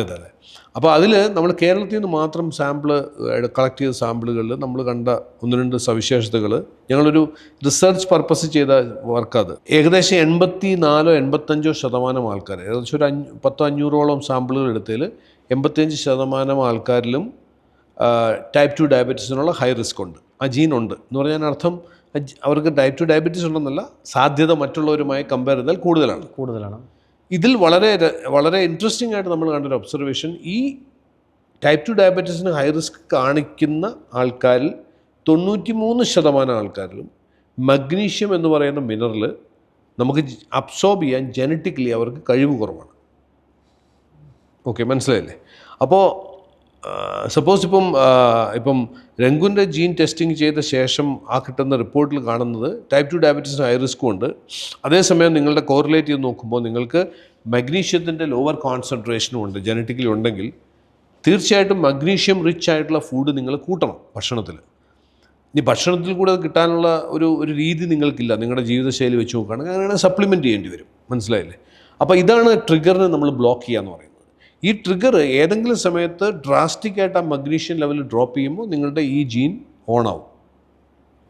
അപ്പോൾ ഇതുപോലെ നമ്മൾ നിരവധി സ്റ്റഡീസ് നമ്മളിവിടെ ചെയ്തു വെച്ചിട്ടുണ്ട്. ഇപ്പോൾ for example coronary artery disease, ഹൃദയ സംബന്ധമായിട്ടുള്ള അസുഖം, അല്ലെങ്കിൽ ഹാർട്ട് ഡിസീസ്. ഇതിൽ നമ്മൾ എപ്പോഴും പഴിചാരുന്നത് LDL-നെയാണ്. LDL എന്ന് പറഞ്ഞ് കേൾക്കുമ്പോൾ തന്നെ ആൾക്കാർക്ക് പേടിയാകും. എന്ന് വെച്ചാൽ ആവശ്യമില്ലാത്തൊരു സാധനം. കൊളസ്ട്രോൾ എന്നാണ് വിളിക്കുന്നത്. കൊളസ്ട്രോൾ എന്നുള്ള വാക്ക് കേൾക്കുന്ന തന്നെ ആൾക്കാർക്ക് ഇഷ്ടമില്ല. പക്ഷേ ബേസിക്കായിട്ട് മനസ്സിലാക്കേണ്ടത് നമ്മുടെ ശരീരത്തിലെ സെല്ലുകളുടെ കൺസ്ട്രക്ഷൻ മെറ്റീരിയലാണ് കൊളസ്ട്രോൾ. കൊളസ്ട്രോൾ നല്ല സാധനമാണ്, കൊളസ്ട്രോൾ മോശപ്പെട്ട സാധനമല്ല. പക്ഷേ അൺഫോർച്ചുനേറ്റ്ലി നമ്മളങ്ങനെയാണ് പഠിച്ചിരിക്കുന്നത്. എനിവേ നമ്മളിപ്പോൾ ഇപ്പോൾ അടുത്തിടയ്ക്ക് നടത്തിയ ഒരു റിസർച്ച് കണ്ടത്, ഈ കൊറോണറി ആർട്ടറി ഡിസീസിന് ഹൈ റിസ്ക് ഉള്ള 500 കേസ് എടുത്ത് നോക്കുമ്പോൾ അതിനകത്ത് 32% ആൾക്കാരിൽ മാത്രമേ LDL ഹൈ റിസ്കിലേക്ക് വരാനുള്ള സാധ്യതയുള്ളൂ.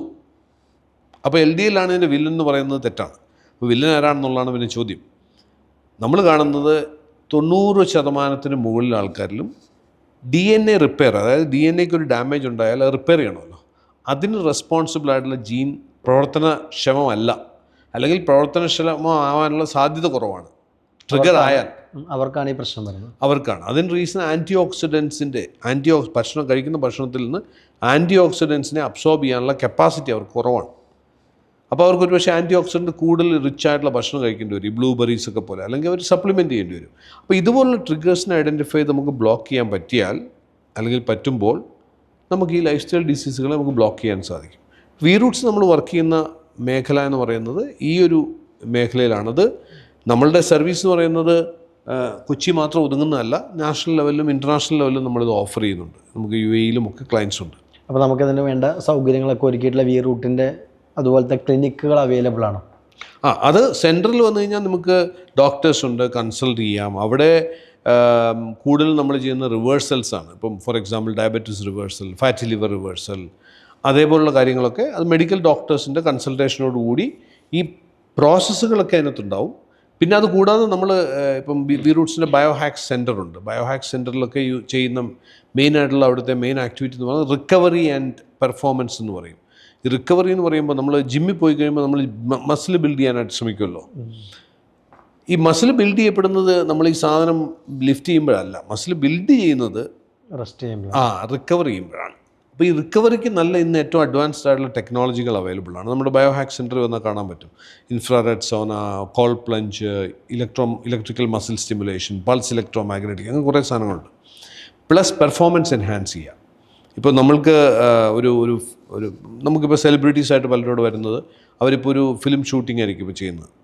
അപ്പം നല്ല ആക്ഷൻ മൂവി ആയിരിക്കും. അവരിപ്പോൾ 2-3 ദിവസത്തെ ഷൂട്ട് കഴിയുമ്പോഴത്തേക്ക് അവർ ഡ്രെയിൻഡ് ആവും.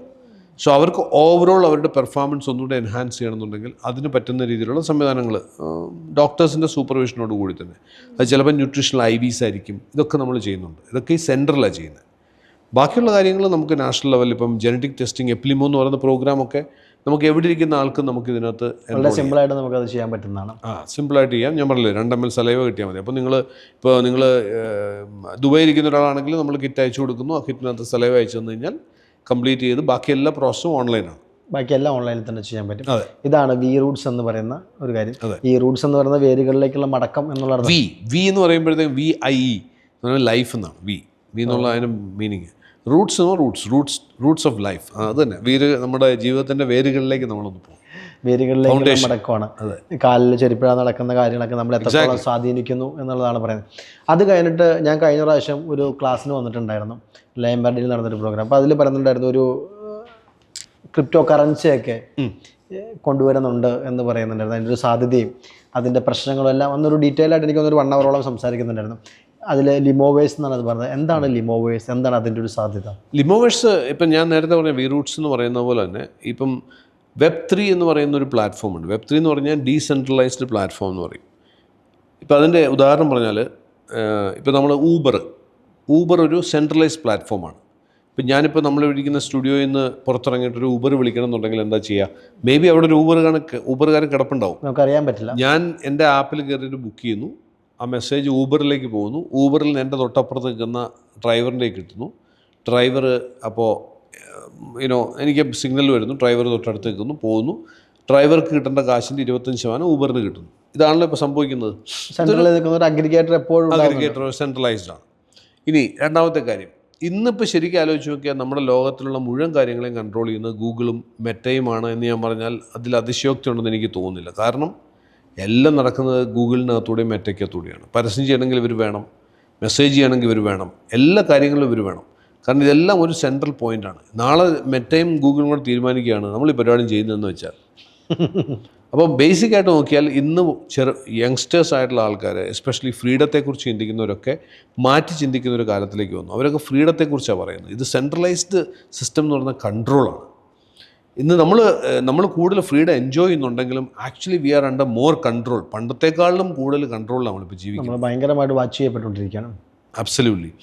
ഇങ്ങനെ ഈ ഒരു സമയത്താണ് 2010 അടുത്താണ് ഈ ഡീസെൻട്രലൈസ്ഡ് ആയിട്ട് എങ്ങനെ ഇത് നടപ്പിലാക്കുക എന്നുള്ളതിനെക്കുറിച്ച് സിലിക്കോൺ വാലിയിലൊക്കെ ഉള്ള ചെറുപ്പക്കാർ ചിന്തിച്ചു തുടങ്ങിയത്. അങ്ങനെ വന്നൊരു ടെക്നോളജിയാണ് ബ്ലോക്ക് ചെയിൻ. ബ്ലോക്ക് ചെയിൻ എന്ന് പറയുമ്പോഴത്തേക്കും ഡീസെൻട്രലൈസ്ഡ് ആണ്. ഇപ്പോൾ ഈ പറയുന്ന പോലെ ഞാൻ ഊബറിൻ്റെ ഒരു സെൻട്രൽ പോയിന്റിലേക്കുള്ള അത് മാറ്റി വെച്ചിട്ട് എൻ്റെ മൊബൈൽ നോക്കുമ്പോൾ തന്നെ ചുറ്റുമുള്ള ടാക്സി സർവീസ് പ്രൊവൈഡ് ചെയ്യുന്ന എല്ലാവരും കാണാൻ സാധിക്കുകയും സെൻട്രൽ സർവീസ് ഇല്ലാതെ സെൻട്രലി കണക്റ്റഡ് അല്ലാതെ കാണാൻ പറ്റുകയും അവർക്ക് ഡയറക്റ്റ് ആയിട്ട് മെസ്സേജ് ചെയ്യാനും പറ്റുന്ന രീതിയിലുള്ള ഒരു ടെക്നോളജിയെക്കുറിച്ചൊന്ന് വിഷ്വലൈസ് ചെയ്താൽ മതി ഏകദേശം. അപ്പോൾ അത്തരത്തിലാണ് ബ്ലോക്ക് ചെയിൻ. ബ്ലോക്ക് ചെയിൻ എന്ന് പറയുമ്പോൾ ഒരു സെൻട്രൽ പോയിന്റ് ഇല്ല, ഒരു വിതരണം ചെയ്തിരിക്കുകയാണ്, ഒരു മിഡിൽ മാൻ ഇല്ല, ഡീസെൻട്രലൈസ്ഡ് ആണ്. അപ്പോൾ ഡീസെൻട്രലൈസ്ഡ് പ്രോട്ടോക്കോളുകൾ ഇനി വരുന്ന കാലത്തിന് വലിയ ഭയങ്കരമായിട്ടുള്ള ബൂം ഉണ്ടാകും എന്നുള്ളതാണ് പറയപ്പെടുന്നത്. അതിന് പ്രധാനപ്പെട്ട കാരണം ഈ സെൻട്രലൈസ് സിസ്റ്റത്തിൽ ആൾക്കാർക്ക് ഉണ്ടാകുന്ന പേടിയാണ് ഏറ്റവും പ്രധാനപ്പെട്ടത്. അത്തരത്തിലുള്ളൊരു ബ്ലോക്ക് ചെയിൻ പല മേഖലകളിൽ, travel segment, tourism segment, health segment, ഇതിലൊക്കെ വരാൻ പോകുന്നുണ്ട്. വന്നു കഴിഞ്ഞു. ഗവൺമെൻറ്റിൻ്റെ പലതും ഇപ്പോൾ ഡോക്യുമെൻറ്റേഷനൊക്കെ ബ്ലോക്ക് ചെയിനിലേക്ക് മാറ്റിയിട്ടുണ്ട്, ആധാരമൊക്കെ ബ്ലോക്ക് ചെയിൻ മിക്കതും. അപ്പോൾ ഇപ്പോൾ ഹെൽത്ത് ആൻഡ് വെൽനസ്സിൽ ഒരു ബ്ലോക്ക് ചെയിനിൽ വലിയൊരു റെവല്യൂഷൻ ഉണ്ടാവും. കാരണം ഇന്ന് ഏറ്റവും കൂടുതൽ ആൾക്കാർ കൺസേൺഡ് ആയിക്കൊണ്ടിരിക്കുന്ന ഒരു പ്രധാനപ്പെട്ട വിഷയം ഹെൽത്ത് ഡേറ്റയാണ്. ഇപ്പോൾ ഈ സ്മാർട്ട് റിംഗ് ഉൾപ്പെടെ എല്ലാം ഡേറ്റ കളക്ട് ചെയ്യുന്നുണ്ട്. ഇപ്പോൾ ഈ ഡേറ്റ എങ്ങോട്ട് പോകുന്നു, ഇതാര് യൂസ് ചെയ്യുന്നു, ഇതാർക്ക് വിൽക്കുന്നു. ഇപ്പം നിങ്ങളൊരു ഒരു ലാബിൽ പോയിട്ട് ബ്ലഡ് ടെസ്റ്റ് ചെയ്തിട്ട് ഇറങ്ങി വരുമ്പോൾ നിങ്ങൾക്ക് ബ്ലഡ് റിപ്പോർട്ട് കിട്ടുന്നു എന്നുള്ളത് ഒരു വശത്ത് നിൽക്കുമ്പോൾ തന്നെ ആ ഡേറ്റ യൂട്ടിലൈസ് ചെയ്യപ്പെടുന്നുണ്ട്. റിസർച്ച് പർപ്പസുകൾക്ക് വേണ്ടി യൂട്ടിലൈസ് ചെയ്യാൻ വേണ്ടി റിസർച്ച് കമ്പനികൾ വാങ്ങുന്നുണ്ട്, അവരത് ഫാർമ കമ്പനികൾക്ക് കൊടുക്കുന്നുണ്ട്. ഇതിനൊന്നും നമുക്കാർക്ക് മെച്ചമൊന്നുമില്ലല്ലോ. സപ്പോസ് എൻ്റെ ഡേറ്റ, എൻ്റെ ഹെൽത്ത് ഡേറ്റ എൻ്റെ ഓണർഷിപ്പ് ആണെങ്കിലോ അത് ഞാൻ എൻ്റെ ഒരു ബ്ലോക്കിൽ തന്നെ സ്റ്റോക്ക് ചെയ്തിരിക്കുകയാണ്, ഒരു വാലറ്റിൽ. എന്നോട് ചോദിക്കാൻ എടുക്കാൻ പറ്റില്ല. അപ്പോൾ ലിമോവേഴ്സ് നമ്മൾ ചിന്തിക്കുന്ന സമയത്ത് ആദ്യം ചിന്തിച്ചൊരു കാര്യം, ഒന്ന് ഒരു ഹെൽത്ത് ആൻഡ് വെൽനസിൻ്റെ ഒരു ബ്ലോക്ക് ചെയിൻ എക്കോസിസ്റ്റം നമുക്ക് എങ്ങനെ ബിൽഡ് ചെയ്യാം, അവിടെ നമ്മളുടെ പേഴ്സണൽ ഹെൽത്ത് ഡേറ്റ എങ്ങനെ സ്റ്റോർ ചെയ്യാം. ഇനി അഥവാ എൻ്റെ ഹെൽത്ത് ഡേറ്റ ആവശ്യമുള്ള ആൾക്കാരുണ്ടെങ്കിൽ എൻ്റെ അടുത്ത് വാ, അത് എനിക്ക് പൈസ തന്നിട്ട് നിങ്ങൾ വേണമെങ്കിൽ ഡേറ്റ കൊണ്ടുപോയിക്കോളാം. ഇതൊക്കെയാണ് നമ്മൾ അതിനകത്ത് ഓവറോൾ വിഷ്വലൈസ് ചെയ്യുന്നത്. അതിൻ്റെ തുടക്കമായിട്ടുള്ളത് ഫ്യൂച്ചറിൻ്റെ ടെക്നോളജിയാണ് ബ്ലോക്ക് ചെയിൻ എന്ന് പറയുന്നത്.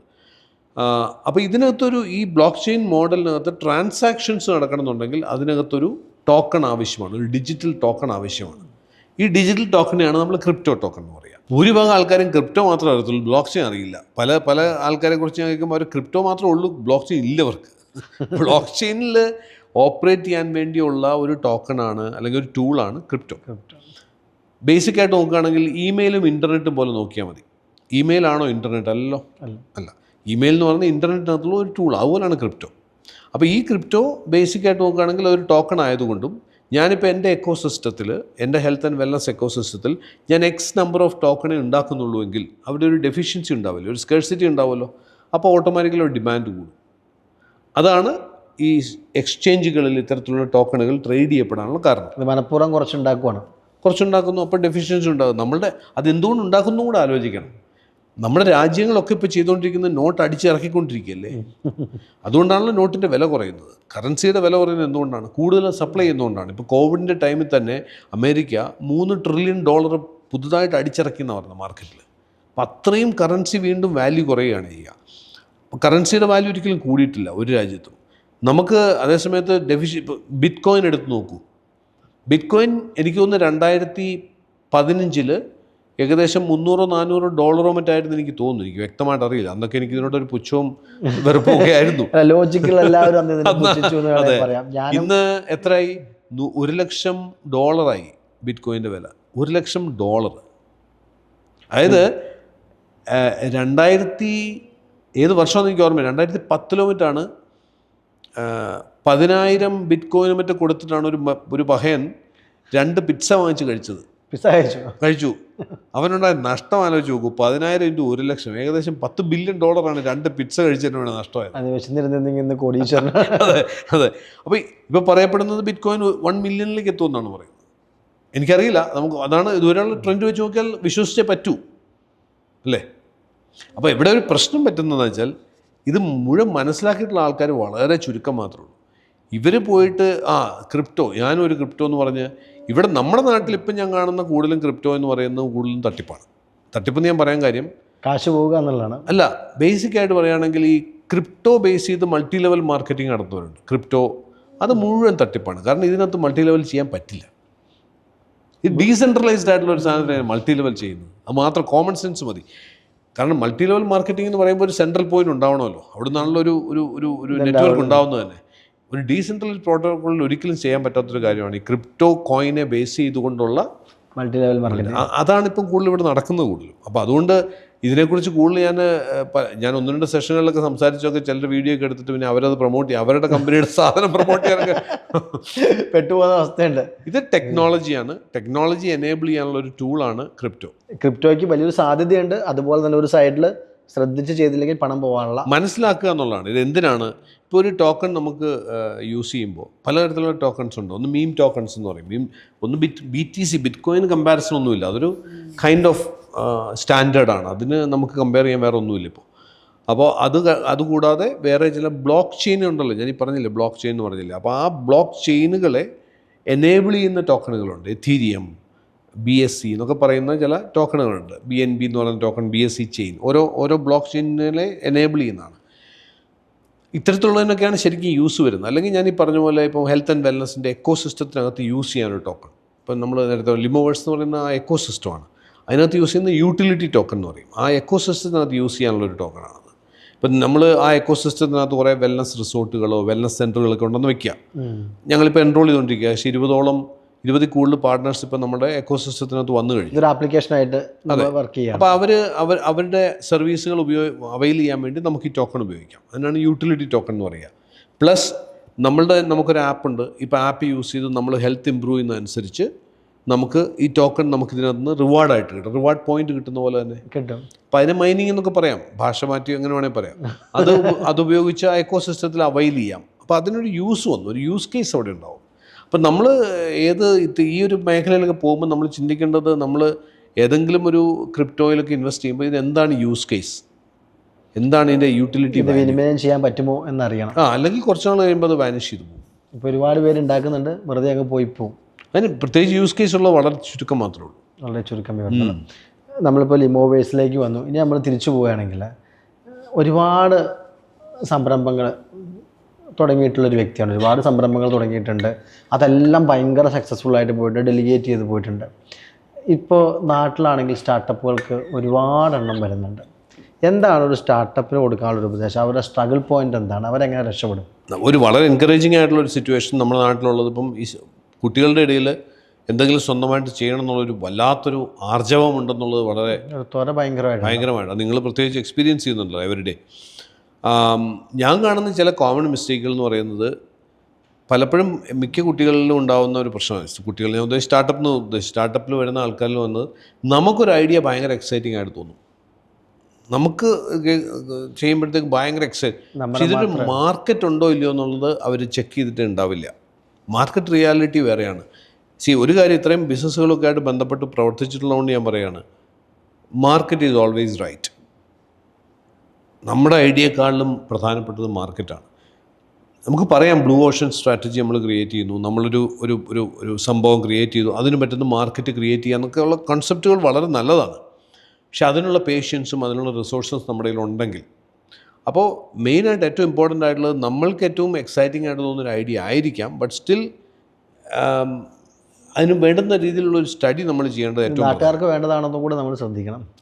രണ്ടാമത്തെ കാര്യം, ഇന്നിപ്പം നമ്മുടെ സ്റ്റാർട്ടപ്പ്സിൽ പല ആൾക്കാരുടെയും പ്രധാനപ്പെട്ട പ്രശ്നം, അവർ കോൺസെപ്റ്റിൽ ഭയങ്കര എക്സൈറ്റഡ് ആയിരിക്കും, പൊട്ടൻഷ്യലിൽ എക്സൈറ്റഡ് ആയിരിക്കും, പക്ഷേ അവരിത് റിയൽ ലൈഫിൽ അത് പോയിട്ട് അവർ ചെയ്ത് നോക്കിയിട്ടുണ്ടാവില്ല. ഇപ്പോൾ ഒരു എക്സാമ്പിൾ ഞാൻ പറഞ്ഞാൽ, ഇപ്പോൾ ഈ ജെനറ്റിക്സിൻ്റെ, നമ്മൾ റൂട്ട്സിൻ്റെ കാര്യം പറഞ്ഞല്ലോ, ഇപ്പോൾ ജെനറ്റിക്സിൽ ഇപ്പോൾ ഭയങ്കരമായിട്ടുള്ള ഒരു മൂവ്മെൻറ്റ് വരുന്നുണ്ട് ഓൾ ഓവർ ഇന്ത്യ നോക്കുകയാണെങ്കിൽ. കാരണം all over the world preventive ഹെൽത്തിൽ ഏറ്റവും ഇമ്പോർട്ടൻറ്റ് റോൾ പ്ലേ ചെയ്യുന്ന ഒന്നാണ് ഇപ്പോൾ ജെനറ്റിക്സ്.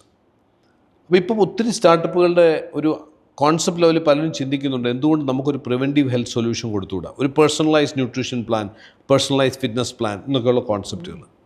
ഈ കഴിഞ്ഞ ഒരു വർഷത്തിനകം 4 സ്റ്റാർട്ടപ്പുകൾ എന്നെ അപ്രോച്ച് ചെയ്തിട്ടുണ്ട്. 4 ഇതേ സെക്ടറിൽ തന്നെയുള്ള 4 സ്റ്റാർട്ടപ്പ്. ഇൻവെസ്റ്റ് ചെയ്തോ? ഇല്ലില്ല. അതിൻ്റെ ഏറ്റവും രസകരമായ സംഭവം, ചില വളരെ എക്സൈറ്റിംഗ് ആയിട്ടുള്ള കോൺസെപ്റ്റുകളൊക്കെ തന്നെയാണ് ഇവരുടെ ഉള്ളത്. പക്ഷേ ഇതിൽ 4 പേരിൽ ഒരു പ്രോജക്റ്റിൽ ജെനറ്റിക്സ് സൈഡിൽ എക്സ്പീരിയൻസ് ഉള്ള ഒരാളാണ് തുടങ്ങുന്നത്, ബാക്കി 3 ഒരു എക്സ്പീരിയൻസും ഇല്ല. ഇപ്പം ഞാനതിന് ഇവരോടൊക്കെ പറയാനുള്ളൊരു കാര്യം ചെയ്യും, നിങ്ങളുടെ ജെനറ്റിക് ടെസ്റ്റ് ചെയ്തിട്ടുണ്ടോ? അതുപോലും പലരും ചെയ്തിട്ടില്ല. 2, നിങ്ങളിത് വിറ്റ് നോക്കിയിട്ടുണ്ടോ? ഞാൻ വേണമെങ്കിൽ പ്രോഡക്റ്റാണ്, നിങ്ങളൊന്ന് വിറ്റിട്ട് എന്തൊക്കെ ബുദ്ധിമുട്ടുകൾ അതിനകത്തുള്ളതെന്ന് അറിയുക. അപ്പം ഞാൻ സ്റ്റാർട്ടപ്പ്സിനോട് ഇപ്പം സാറിന് പറയാറുള്ളത്, നിങ്ങളൊരു മേഖലയിൽ ഇപ്പോൾ ഒരു സ്റ്റാർട്ടപ്പ് തുടങ്ങാൻ ഉദ്ദേശിക്കുന്നെങ്കിൽ, ഒരു വെഞ്ചർ തുടങ്ങാൻ ഉദ്ദേശിക്കുന്നെങ്കിൽ, പറ്റുമെങ്കിൽ ആ മേഖലയിൽ അതിന് സിമിലർ ആയിട്ടുള്ള ബിസിനസ്സുകൾ എന്തെങ്കിലും ഉണ്ടെങ്കിൽ അവിടെ ഒരു ജോലി വാങ്ങിക്കുക. ആ ജോലി വാങ്ങിച്ചിട്ട് അവിടെ ഒന്ന് പണിയെടുക്കുക. വളരെ ലോവർ ലെവൽ ജോലി മതി, സെയിൽസ് ബോയ് ആയിട്ടോ എന്തെങ്കിലും. You should know exactly hands on ഇതെങ്ങനെയാണ് പ്രവർത്തിക്കുന്നത് ആദ്യം പഠിക്കണം. അത് പഠിക്കാതെ നമ്മൾ പോയിട്ട് നേരെ എവിടെയെങ്കിലും ഒരു കോവർക്കിംഗ് സ്പേസ് എടുക്കുക, അവിടെ നിന്ന് കാപ്പി കുടിച്ചുകൊണ്ട് ഐഡിയകൾ ഉണ്ടാക്കിക്കൊണ്ടിരിക്കുക, എന്നിട്ട് ഫണ്ടിങ്ങിനുള്ള ഡെക്ക് ഉണ്ടാക്കുക, ഇൻവെസ്റ്ററിനെ കണ്ടുപിടിക്കാൻ നടക്കുക, പിച്ച് ചെയ്യുക. ഇനിയുള്ള കാലത്ത്, ഒരു കാലത്ത് ഐഡിയ ലെവലിലൊക്കെ ഇഷ്ടംപോലെ ഫണ്ട് കിട്ടുമായിരുന്നു, ഇപ്പം അത്ര എളുപ്പമല്ല. കാരണം ഇപ്പം ഒരു മിനിമം വയബിൾ പ്രോജക്റ്റെങ്കിലും ഇല്ലാതെ ഇൻവെസ്റ്റേഴ്സ് പോലും നോക്കുന്നില്ല. അല്ല, ഞാൻ ചോദിക്കാൻ വന്നൊരു ചോദ്യം അതാണ്. ഒരുപാട് സ്റ്റാർട്ടപ്പുകൾ വരുന്നുണ്ട്, ഐഡിയ അവരുടെ കയ്യിലുണ്ട്, ചില ആൾക്കാരിൽ പിച്ച് ഡെക്കുണ്ട്, എല്ലാം ഉണ്ട്. പക്ഷേ അവർ സ്ട്രഗിൾ ചെയ്യുന്ന ഏറ്റവും വലിയൊരു പ്രശ്നം ലിക്വിഡിറ്റി ഇല്ലായ്മയാണ്. ചെറിയൊരു ബൂട്ട് സ്ട്രാപ്പിൽ 5-10 ലക്ഷം രൂപ അല്ലെങ്കിൽ 5 ലക്ഷം രൂപ താഴെ കയ്യിലുണ്ടാകും. പിന്നെ അവരുടെ പ്രൊജക്റ്റിന് ചിലപ്പോൾ ഒരു 1 CR ഒക്കെ ആവശ്യമായിരിക്കും. ഈ വലിയ തുക എങ്ങനെ നമുക്ക് ഇങ്ങോട്ട് കൊണ്ടുവരാൻ പറ്റും? മറ്റൊരാളുടെ പോക്കറ്റിലിരിക്കുന്ന കാശാണ്, നമ്മുടെ കയ്യിലേക്ക് വന്നാലാണ് ചെയ്യാൻ പറ്റുള്ളൂ. ഇതെങ്ങനെ നമുക്ക് മേടിച്ചെടുക്കാൻ പറ്റും? അത് നമ്മൾ ഫണ്ട് റൈസിങ് എന്ന് പറഞ്ഞാൽ അതിൻ്റെ ഏറ്റവും ഇമ്പോർട്ടൻ്റ് ആയിട്ടുള്ള കാര്യം, ഐഡിയ സ്റ്റേജ് ഫണ്ട് റൈസിങ് ചെയ്യാൻ പറ്റില്ല എന്ന് ഞാൻ പറയുന്നില്ല. പക്ഷേ ഇന്നത് കുറച്ച് പ്രയാസമാണ്. ഒരു 5 വർഷം 10 വർഷം മുമ്പ്, 5-8 വർഷം മുമ്പൊക്കെ അത് വളരെ എളുപ്പമായിരുന്നു. ഇന്നൊരു മിനിമം വയബിൾ പ്രോജക്റ്റും ക്യാഷ് ഫ്ലോയും, അതായത് ഒരു മിനിമം വയബിൾ പ്രോജക്റ്റ്, ഇപ്പോൾ ഞാനിപ്പോൾ ഒരു പ്രോജക്റ്റ് സ്റ്റാർട്ട് ചെയ്യുന്നുണ്ടെങ്കിൽ ഒരു ചെറിയ ടെറിട്ടറി എടുത്തിട്ട് may be all over India expand ചെയ്യാനുള്ള ഒരു ബിസിനസ് ആയിരിക്കാം ഞാൻ ചെയ്യാൻ പോകുന്നത്. എങ്കിൽ പോലും തുടക്കത്തിൽ മേ ബി കൊച്ചി എന്നുള്ളൊരു സിറ്റി മാത്രം എടുത്ത് എൻ്റെ കയ്യിൽ ഒതുങ്ങുന്ന പൈസ കൊണ്ട് ഞാനത് ആ പ്രോഡക്റ്റ് മാർക്കറ്റിൽ കൊണ്ടുവന്ന് അതിൻ്റെ ഒരു അറ്റ്ലീസ്റ്റ് പ്രോട്ടോടൈപ്പെങ്കിലും കൊണ്ടുവന്ന് സെല്ല് ചെയ്ത് അതിനകത്തൊരു റവന്യൂ വന്നാൽ എങ്ങനെയാണ് റവന്യൂവിൻ്റെ സ്പ്രെഡ് എങ്ങനെ ഉണ്ടാവും എന്നുള്ളതിൻ്റെ ഒരു മോഡൽ, അതിനാണല്ലോ നമ്മൾ മിനിമം വയബിൾ പ്രോജക്റ്റ് എന്ന് പറയുന്നത്. അത് ക്രിയേറ്റ് ചെയ്യാൻ തയ്യാറാകാതെ ഇന്ന് അത്ര എളുപ്പമല്ല. ജസ്റ്റ് ഒരു ഐഡിയയുമായിട്ട് നടന്നതൊന്നും ഇന്നാരും ഇൻവെസ്റ്റ് ചെയ്യില്ല. കാരണം ഇൻവെസ്റ്റേഴ്സിൻ്റെ മുമ്പിൽ ഓരോ ദിവസവും 100 കണക്കിന് പ്രപ്പോസൽ വരുന്നുണ്ട് നല്ല ഇൻവെസ്റ്റേഴ്സിന് മുമ്പിൽ. അവർക്കിപ്പം പ്രൂവൺ ആയിട്ടുള്ള ട്രാക്ക് റെക്കോർഡുള്ള പ്രോജക്റ്റുകൾ തന്നെ ഉണ്ട്. പിന്നെ എന്തിനാണ് അവർ റിസ്ക് എടുക്കുന്നത്? അതാണ് വരാത്തത്, ഇൻവെസ്റ്റ്മെൻറ്റ് പഴയ പോലെ വരാത്തതിൻ്റെ കാരണം അതാണ്. പണ്ട് കുറച്ചുകൂടി ഈസി ആയിരുന്നു, ഇന്നിപ്പം കുറച്ചുകൂടി അത്രയും കൂടുതൽ ഫണ്ട് ഇന്ത്യയിൽ വരുന്നുണ്ട്. ഇപ്പോൾ വെഞ്ചർ ക്യാപിറ്റൽ ഫണ്ടിങ് ഇപ്പം പണ്ടത്തെക്കാളും കൂടുതലാണ് ഇന്ത്യയിൽ ഇപ്പം നടക്കുന്നത്. പക്ഷേ അവർക്ക് പ്രപ്പോസൽസ് അല്ലെങ്കിൽ അവർക്ക് ഓപ്പർച്യൂണിറ്റികൾ ഇഷ്ടം പോലെ ഇൻവെസ്റ്റ് ചെയ്യാനായിട്ട്. അപ്പോൾ അവർ നോക്കുമ്പം കുറച്ചുകൂടെ പ്രൂവൺ ആയിട്ടുള്ള, റിസ്ക് കുറഞ്ഞ, ഫൗണ്ടർ സ്റ്റോറി സ്ട്രോങ് ആയിട്ടുള്ള, ഇപ്പോൾ ജെനറ്റിക്സുമായിട്ട് ബന്ധപ്പെട്ടൊരു പ്രോജക്റ്റ് ആണെങ്കിൽ എപ്പോഴും ആ ഫൗണ്ടർ സ്റ്റോറിക്കകത്ത് ഇവന് എന്ത് ബാക്ക്ഗ്രൗണ്ടാണ് ജെനറ്റിക്സിലുള്ളത്? ജസ്റ്റ് ജെനറ്റിക്സ് ഒരു ഭയങ്കര ഫ്യൂച്ചറിസ്റ്റിക് ആയിട്ടുള്ള AI ഫ്യൂച്ചറിസ്റ്റിക് ആയിട്ടുള്ള ഒരു ബിസിനസ് മേഖലയാണെന്നുള്ളത് നമുക്കറിയാം. പക്ഷേ വാട്ട് ബാക്ക്ഗ്രൗണ്ട് യു ഹാവ്, ഇതൊരു ഇമ്പോർട്ടൻ്റ് ആസ്പെക്റ്റാണ്. പിന്നെ നിങ്ങൾ എന്തെങ്കിലും ചെയ്ത് നോക്കിയിട്ടുണ്ടോ? നോക്കിയിട്ട് എന്തെങ്കിലും നിങ്ങൾക്ക് കാണിക്കാൻ പറ്റുന്നുണ്ടോ എന്ന് നോക്കും. അതുകൊണ്ട് ഞാൻ പറഞ്ഞത്, പറ്റുമെങ്കിൽ ഇത്തരത്തിലുള്ള യങ്സ്റ്റേഴ്സൊക്കെ ഏതെങ്കിലും ഒരു സ്ഥാപനത്തിൽ, ഇതുമായി ബന്ധപ്പെട്ട സ്ഥാപനത്തിൽ വർക്ക് ചെയ്ത്, അത് സെയിൽസിൽ തന്നെ വർക്ക് ചെയ്ത് മാർക്കറ്റുമായിട്ടൊന്ന് ഇടപഴകി നോക്കുമ്പോൾ അവർക്ക് അറിയാൻ പറ്റും ഇതിൻ്റെ പിറ്റ്ഫോൾസ് എന്തൊക്കെയാണെന്നുള്ളത്.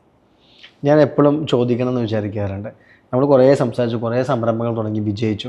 സജീവ് നായർ എന്ന് പറയുന്ന വ്യക്തി തോറ്റുപോയത് എവിടെയാണ്? ഏതെങ്കിലും സംരംഭത്തിൽ തോറ്റുപോയിട്ടുണ്ട്? തോറ്റ കഥ പറയാറില്ല ആരും, ചോദിക്കാറില്ല, പറയാറില്ല. തോക്കുന്നതൊക്കെ മിക്കവാറും നമ്മുടെ കയ്യിലിരിപ്പിൻ്റെയാണ്. ഇപ്പം ഞാൻ ഉദാഹരണം പറയാം. ഞാൻ 2003 മറ്റാണ് ഞാൻ ഈ മൂന്നാർ ഈ പ്രോപ്പർട്ടി വാങ്ങുന്നത്. 2004 ആകുമ്പോൾ ഞാൻ ഇവിടെ എന്ത് ചെയ്യും എന്നാലോചിച്ച് കുറച്ച് നാൾ നടന്നിങ്ങനെ. സ്ഥലം കിടക്കുവാണ്. സ്ഥലം കിടക്കുന്നു 5900 അടി മുകളിലാണ്, മനോഹരമായ സ്ഥലം. അങ്ങനെ ഇരിക്കുമ്പോൾ ഒരാൾ വന്ന് പറഞ്ഞു, ഭയങ്കരമായിട്ടുള്ളൊരു ബിസിനസ് പ്രപ്പോസലുണ്ട്, ഫ്ലോറികൾച്ചർ, ഫ്ലാറ്റായി മാറ്റിമറിക്കാം നമുക്ക്. അതായത് ഏഷ്യാറ്റിക് ലില്ലി എന്ന് പറയുന്ന അതിമനോഹരമായ ഫ്ലവർ ഉണ്ട്. അറിയാത്ത ആൾക്കാരുണ്ടെന്നുണ്ടെങ്കിൽ ഗൂഗിളിൽ സെർച്ച് ചെയ്ത് കാണാം. ഏത് 5 സ്റ്റാർ ഹോട്ടലിൽ ചെന്നാലും അതിൻ്റെ ഫ്രണ്ടിൽ ഇരിക്കുന്ന വേസിനകത്തിരിക്കുന്ന ഫ്ലവർ നോക്കിയാൽ ഏഷ്യാറ്റിക് ലില്ലിയാണ്. അത്രയും പ്രീമിയമാണ്. കാരണം അത് വേസിനകത്ത് കൊണ്ട് വെച്ച് 5 ദിവസം നിൽക്കും, പോകത്തില്ല, കേടാകത്തില്ല. അപ്പോൾ ഇത് കേരളത്തിൽ പ്രൊഡ്യൂസ് ചെയ്യുന്നില്ല. അത് ഒരു 5000 അടി മുകളിൽ ആ എലിവേഷന് മാത്രമേ ഇത് വളരുള്ളൂ. അപ്പോൾ എല്ലാം കൊണ്ടും ഉചിതമായി അനുകൂലമായ സ്ഥലം കിട്ടി എല്ലാം. അപ്പം ഇൻവെസ്റ്റ്മെൻറ്റ് പ്രൊപ്പോസൽ വെച്ചു, റിട്ടേൺസ് നോക്കുമ്പോൾ ഗംഭീരമായ റിട്ടേൺസ്, എല്ലാം അതിഗംഭീരം. പക്ഷേ ഇതിൻ്റെ ബൾബെന്ന് പറയും, വിത്തിന് ബൾബെന്ന് പറയും, ഇത് ഹോളണ്ടിൽ നിന്ന് കൊണ്ടുവരണം. വേറെ ഇല്ല, ഹോളണ്ടിൽ നിന്ന് കൊണ്ടുവരണം. അങ്ങനെയാണ് എനിക്കറിയാമായിരുന്നത്. ഞാൻ അവർ പറയുന്നതിൽ എനിക്ക് അറിയത്തുള്ളൂ. അപ്പോൾ അതിന് നമ്മൾ പൈസയൊക്കെ മുടക്കി ബൾബ് വരുന്നു. അത് -1.5 ഡിഗ്രിയിലായിരിക്കണം കൊണ്ടിരുന്നത്, റെഫ്രിജറേറ്റ് ചെയ്ത്. അത് നമ്മൾ മൂന്നാറിൻ്റെ താഴെ അടിമാലിയിൽ ഒരു സ്ഥലമൊക്കെ എടുത്ത് അവിടെ ഒരു ഫ്രീസർ യൂണിറ്റൊക്കെ വെച്ച് അവിടെ വെച്ച് അങ്ങനെ ഒരു പ്രോസസ്സ്. അത് മണ്ണിൽ കുഴിച്ചിട്ട് കഴിഞ്ഞ് ഒരു മാസം മണ്ണിൽ കിടക്കണം. അങ്ങനെയൊക്കെ ഉണ്ട്. പറഞ്ഞൊക്കെ കറക്റ്റായിരുന്നു എല്ലാ സംഭവം. പിന്നെ സംഭവങ്ങളെടുത്ത് പുറത്തു വന്നു. ഒരു സ്റ്റെമ്മിൽ നിന്ന് 5 ഫ്ലവറാണ് പറഞ്ഞത്. ചിലതിലൊക്കെ 5 ഉണ്ടായിരുന്നു, ചിലതിൽ 3 ആയിരുന്നു. പ്രശ്നം അവിടെ ആയിരുന്നില്ല. പ്രശ്നം ഈ സാധനം ഈ മൂന്നാറിൽ നിന്ന് താഴെ എത്തിക്കുക, ഇതെങ്ങനെ മാർക്കറ്റിൽ എത്തിക്കുക, ഇത്തരത്തിലുള്ള കാര്യങ്ങളെക്കുറിച്ച് അദ്ദേഹത്തിന് വലിയ ധാരണ ഉണ്ടായിരുന്നില്ല. അദ്ദേഹം അതിനെക്കുറിച്ച് അത്ര പഠിച്ചിരുന്നില്ല. പിന്നെ ഫ്ലവറും ചെടിയൊക്കെ അല്ലേ, ഇത് വെയിറ്റ് ചെയ്യത്തില്ലല്ലോ. നമ്മൾ സ്ട്രാറ്റജി ഉണ്ടാക്കാൻ വേണ്ടി വെയിറ്റ് ചെയ്യുന്ന സാധനമല്ല. ഫാക്ടറി പണിതിട്ട് കഴിഞ്ഞാൽ അറ്റ്ലീസ്റ്റ് നമുക്ക് നോക്കാം. അപ്പോൾ അങ്ങനെ ഞങ്ങൾ കുറേ നല്ല പടങ്ങളൊക്കെ എടുത്തു. അതിൻ്റെ പൂക്കളുടെ ഇടയ്ക്കൊക്കെ നിന്ന് നല്ല പടങ്ങളൊക്കെ എടുത്തു. 2 പടം കിട്ടി. എത്ര കോടി പോയി? എത്ര ലക്ഷം? കോടികളൊന്നും പോയില്ല. അന്നൊരു 10-20 ലക്ഷം രൂപ പോയി കാണും. എന്ന് പറയുമ്പോൾ 2003 20 ലക്ഷം രൂപ ഒറ്റയടിക്ക് പോയി. അതൊരു പാഠമായിരുന്നു. പിന്നെ അതുപോലെ ഞാനൊരു ഫിനിഷിംഗ് സ്കൂൾ സ്റ്റാർട്ട് ചെയ്തു. ഞാൻ പിന്നെ ഒരു ഗുണം കിട്ടിയ, ദൈവം അനുഗ്രഹിച്ചിട്ട് ആ സ്ഥലം പോയില്ലല്ലോ. അവിടെ നമ്മൾ റിസോർട്ട് ചെയ്തു, നമുക്കത് റിക്കവർ ചെയ്യാൻ സാധിച്ചു എന്ന് പറയാം. ഞാൻ 2004 ആ ഒരു പീരീഡ് തന്നെയാണ് ഒരു finishing school, IT finishing school തുടങ്ങിയത്. അത് സ്റ്റാർട്ടപ്സ് ആയിരുന്നു. 2-3 ചെറുപ്പക്കാരായിരുന്നു. അവർ ഇതുപോലെ തന്നെ ഐഡിയ വന്നു, നമ്മൾ ഇൻവെസ്റ്റ് ചെയ്ത് നമ്മൾ സ്റ്റാർട്ട് ചെയ്തു. അന്ന് ഈ IT ഫിനിഷിംഗ് സ്കൂൾ എന്ന് പറഞ്ഞ കൺസെപ്റ്റ് കേരളത്തിലില്ല. ഒരു ക്യാമ്പസൊക്കെ നമ്മൾ എടുത്തു, കുറച്ച് ഗംഭീരമായിട്ട് തന്നെ ചെയ്തേക്കാൻ വെച്ചു. സംഭവിച്ചതെന്ന് വെച്ചാൽ ഫസ്റ്റ് അഡ്മിഷൻ തന്നെ ഭയങ്കര തിരക്കായി, കുട്ടികളൊക്കെ ജോയിൻ ചെയ്തു. പക്ഷേ പിന്നീട് അറിഞ്ഞ് പേരൻസ് ഒക്കെ വിചാരിച്ചത് ഇവിടെ ഒന്ന് ജോയിൻ ചെയ്താൽ ജോലി കിട്ടുമെന്നാണ്. ഫിനിഷിംഗ് സ്കൂളല്ലേ, അപ്പം ജോലി കിട്ടും. അത് പ്രശ്നമാവുമെന്ന് മനസ്സിലായി. പിന്നെ നമ്മളത് മുന്നോട്ട് പോയാൽ പ്രശ്നമാവുമെന്ന് മനസ്സിലായി. അവിടെ എന്തൊക്കെ സമരമൊക്കെ ആയെന്ന് തോന്നുന്നു. പിന്നെ അത് മൈൻഡ് ചെയ്തു. പക്ഷേ ആ അന്ന് ഞാൻ ഇട്ടിരുന്ന പേര് മൈൻഡ് പാർലർ എന്നായിരുന്നു. അതിന് പേരിട്ടത്. അത് ആ നെയിം ചേഞ്ച് ചെയ്താണ് ബ്രഹ്മയായത്. കമ്പനി ഇപ്പോഴും ഉണ്ട്. അങ്ങനെ നോക്കിയാൽ അങ്ങനെ നമുക്ക് ഇല്ലാതായി പോയൊന്നുമില്ല. അതിനെ നമ്മളൊന്ന് ട്വീക്ക് ചെയ്തെടുത്തു. ഈ പേരിടുന്നതാണ് ഏറ്റവും പ്രധാനപ്പെട്ട ഒരു തന്ത്രം. എന്നോട് കൊച്ചു സാറൊക്കെ പറഞ്ഞ് ഞാൻ കേട്ടിട്ടുണ്ട്. ഈ പേരുകൾ എങ്ങനെയാണ് സജീവ് നായർ ചൂസ് ചെയ്യുന്നത്? എങ്ങനെയാണ് നമ്മൾ ഒന്ന് ഷോർട്ടായിട്ടുള്ള പേര് കിട്ടുമെന്നുള്ളതാണ് ഏറ്റവും പ്രധാനപ്പെട്ട വിഷയം. അതാണ് ഞാൻ ഏറ്റവും കൂടുതൽ നോക്കുന്നത്, കഴിയാവുന്നിടത്തോളം. രണ്ടാമത്തത്, എപ്പോഴും ആ പേരിനകത്ത് നിന്ന് തന്നെ നമുക്ക് ആ മെസ്സേജ് കൊടുക്കാൻ പറ്റുകയാണെങ്കിൽ നല്ലതാണ്. ഇപ്പം നേച്ചർ സോൺ എന്ന് പറയുമ്പോൾ ഏകദേശം മനസ്സിലാവും എന്താണ് സംഭവിക്കാൻ പോകുന്നവിടെ. ബ്രഹ്മ എന്നുള്ള പേര് ക്രിയേറ്റിവിറ്റി ആയിട്ട് ബന്ധപ്പെട്ടൊരു പേരെന്നുള്ള ഉദ്ദേശം മാത്രമല്ല. അതുകൊണ്ടാണ് BRAMMA ഇട്ടാൻ കാര്യം. മറ്റേ ബ്രഹ്മാവെന്നുള്ള ബ്രഹ്മയല്ലത്. റൂട്ട്സ് എന്ന് പറയുമ്പോൾ അതൊന്നും മനസ്സിലാക്കിയെടുത്തു കഴിഞ്ഞാൽ ലൈഫിൻ്റെ റൂട്ട്സാണെന്ന് മനസ്സിലാക്കാൻ പറ്റും. അപ്പം അങ്ങനെ നോക്കുകയാണെന്നുണ്ടെങ്കിൽ ആ പേരിനൊരു മീനിങ് ഉണ്ടാവണമെന്നും അത് കുറച്ച് ഷോർട്ടായിരിക്കണമെന്നും ഞാൻ നോക്കാറുണ്ട്. പിന്നെ പറയാനൊരു ഇമ്പം ഉണ്ടാവണം. നമ്മൾ പറയുമ്പോൾ ഒരു ഇമ്പം ഉണ്ടാവണം, രസം ഉണ്ടാവണം. പറയാനൊരു ഇമ്പമില്ലാത്ത പേരുകളാണെങ്കിൽ വലിയ പ്രയാസമായിരിക്കും. പിന്നെ ഇതിലൊന്നും വലിയ കാര്യമുണ്ടെന്ന് ഞാൻ വിശ്വസിക്കുന്നില്ല കേട്ടോ. കാരണം ബൈജൂസ് എന്നുള്ള ബ്രാൻഡ് അത്രയും വലിയൊരു ബ്രാൻഡ് ആവുമെന്ന് ആരെങ്കിലും വിചാരിച്ചു? ബൈജു എന്നൊക്കെ പണ്ട് ആരെങ്കിലും ഒരു കമ്പനിക്ക് പേരിടുമെന്ന് പറയും. അപ്പോൾ അതിലൊന്നും വലിയ കാര്യമൊന്നുമില്ല. നമ്മൾ കൂടുതൽ എക്സ്പോസ്ഡ് ആവുന്നു, കൂടുതൽ ബ്രാൻഡ് എക്സ്പോഷർ കിട്ടിയാൽ ഏത് ബ്രാൻഡും എസ്റ്റാബ്ലിഷ് ചെയ്യാൻ പറ്റും. മനസ്സിലായി. ഇനി ഒരു ചോദ്യം, 2-3 ചോദ്യങ്ങൾ കൂടി നമ്മൾ ഇത് വൈൻഡപ്പ് ചെയ്യണം. ഈ സജീവ് നായർ എന്ന് പറയുന്ന വ്യക്തിയുടെ ജീവിതത്തിൽ ഏറ്റവും വലിയൊരു പ്രൗഡ് മൊമെൻ്റ് എന്താ? കാരണം ഒരുപാട് നേട്ടങ്ങൾ ഉണ്ടാക്കിയിട്ടുണ്ട്. ശരിക്കും സാധാരണ ഒരു കുടുംബത്തിൽ നിന്ന് ഭയങ്കര പെട്ടെന്ന് ഫ്ലറിഷായിട്ട് വന്ന അപൂർവം സംരംഭകരിലാണ്. വിൽപ്പനയിലെ ഒരു മാസ്റ്ററാണ്, വിൽക്കാൻ പഠിപ്പിക്കുന്നതിലും വിൽക്കുന്നതിലും ഒരു മാസ്റ്ററാണ്. എന്താണ് ഒരു പ്രൗഡ് മൂമെൻറ്റ്? കുറേ പ്രൗഡ് മൊമെൻറ്റ്സ് ഉണ്ട്. കാരണം നമ്മുടെ ബാക്ക്ഗ്രൗണ്ട് വെച്ച് നോക്കുകയാണെങ്കിൽ ഇന്ന് എവിടെയാണോ നമ്മൾ നിൽക്കുന്നതെന്ന് പറയുന്നത് ദൈവാനുഗ്രഹവും അതേപോലെ തന്നെ ഗുരുക്കന്മാരുടെയൊക്കെ അനുഗ്രഹവും പിന്നെ നമ്മുടെ കൂടെ പ്രവർത്തിച്ച ആൾക്കാരുടെയൊക്കെ കോൺട്രിബ്യൂഷൻ കൊണ്ട് മാത്രം നിൽക്കുന്നതാണ്. അങ്ങനെ നോക്കിയാൽ എനിക്ക് അഭിമാനിക്കാൻ മാത്രമേ ഉള്ളൂ. എനിക്ക് പിന്നെ അത്രയും സബ്സ്റ്റാൻഷിയേറ്റ് ചെയ്ത് പറയാൻ പറ്റുന്ന മൊമെൻറ്റ്സ് എന്ന് പറഞ്ഞാൽ പെട്ടെന്ന് ചോദിക്കുന്നതുകൊണ്ട് ഞാൻ ചിലപ്പോൾ പറയുന്നത് തന്നെ കറക്റ്റായെന്ന് വരില്ല. എങ്കിൽ പോലും എൻ്റെ മനസ്സിൽ പെട്ടെന്ന് വന്നത്, ചോദിച്ചുകൊണ്ടിരുന്നും പെട്ടെന്ന് വന്നത്, ഞാൻ 2002-2003 ദുബായിൽ കോർപ്പറേറ്റ് ട്രെയിനിങ് മേഖലയിൽ ഒന്ന് കൈവച്ചത്. അപ്പോൾ ആ സമയത്ത് കുറേ ബിസിനസ്സൊക്കെ അതിൽ നടന്നു. പിന്നീട് അത് മുന്നോട്ട് കൊണ്ടുപോകാൻ പറ്റിയില്ല. പിന്നീട് ദുബായ് എപ്പോഴും എൻ്റെ മുമ്പിലൊരു കീറാമുട്ടിയായിരുന്നു. പലപ്പോഴും ഞാൻ ട്രൈ ചെയ്തിട്ടുണ്ട്, പക്ഷേ ഒന്നും വിജയിച്ചില്ല. പിന്നീട് ഞങ്ങൾ 2023 നമ്മളവിടെ ഒരു വേൾഡ് ബയോഹാക്ക് സമ്മിറ്റ് എന്ന് പറഞ്ഞൊരു പ്രോഗ്രാം ഹോസ്റ്റ് ചെയ്തു. ഈ പ്രോഗ്രാം ലോകത്തിൻ്റെ പല മേഖലകളിൽ നിന്നുള്ള ഹെൽത്ത് ആൻഡ് വെൽനസ് രംഗത്തുള്ള ആൾക്കാർ ഒരുമിച്ച് കൂടുന്ന ഒരു സമ്മിറ്റായിരുന്നു. അപ്പം അങ്ങനൊരു പ്രോഗ്രാം അവിടെ നമ്മളിവിടുന്ന് പോയി ഹോസ്റ്റ് ചെയ്യുക എന്ന് പറയുമ്പോൾ ഇന്നും ആൾക്കാർ അത് ആ പ്രോഗ്രാം എൻ്റെ അന്ന് പലർക്കും അറിയത്തില്ല. ഈ വർഷം ഇപ്പം ഡിസംബർ 12-13 നടക്കാൻ പോകുന്നുണ്ട് വേൾഡ് ബയോഹാക്ക് സമ്മിറ്റ്. അപ്പോൾ അങ്ങനെ നോക്കുമ്പോൾ നമ്മൾ പുറകോട്ട് തിരിച്ച് അതൊന്നും വലിയ ഭയങ്കര ലാഭകരമായ പരിപാടികളായിട്ടല്ല, സ്റ്റിൽ അതിനകത്ത് നമുക്ക് കിട്ടുന്ന ഒരു സാറ്റിസ്ഫാക്ഷൻ ഭയങ്കരമാണ്. കാരണം 10-30 ഇൻ്റർനാഷണലി റിനൗണ്ട് ആയിട്ടുള്ള സ്പീക്കറെ ഒരുമിച്ച് കൊണ്ടുവരാൻ പറ്റുക, ഏകദേശം 2000 ഒരു 60 രാജ്യങ്ങളിൽ നിന്നുള്ള ആൾക്ക് പാർട്ടിസിപ്പൻസെങ്കിലും വരുന്നൊരു ഇവൻ്റാണ്. അപ്പോൾ അങ്ങനൊരു പ്രോഗ്രാം ക്യൂറേറ്റ് ചെയ്ത് എക്സിക്യൂട്ട് ചെയ്യാൻ പറ്റുക എന്ന് പറയുമ്പോൾ ഏറ്റുമാനൂർ ഗവൺമെൻറ് ബോയ്സ് ഹൈസ്കൂളിൽ പഠിച്ച ഒരാൾക്ക് അവിടെ എത്താൻ പറ്റുമെന്ന് അവിടെ ഇരുന്ന് ആലോചിക്കുമ്പോൾ വലിയൊരു പൊസിഷൻ.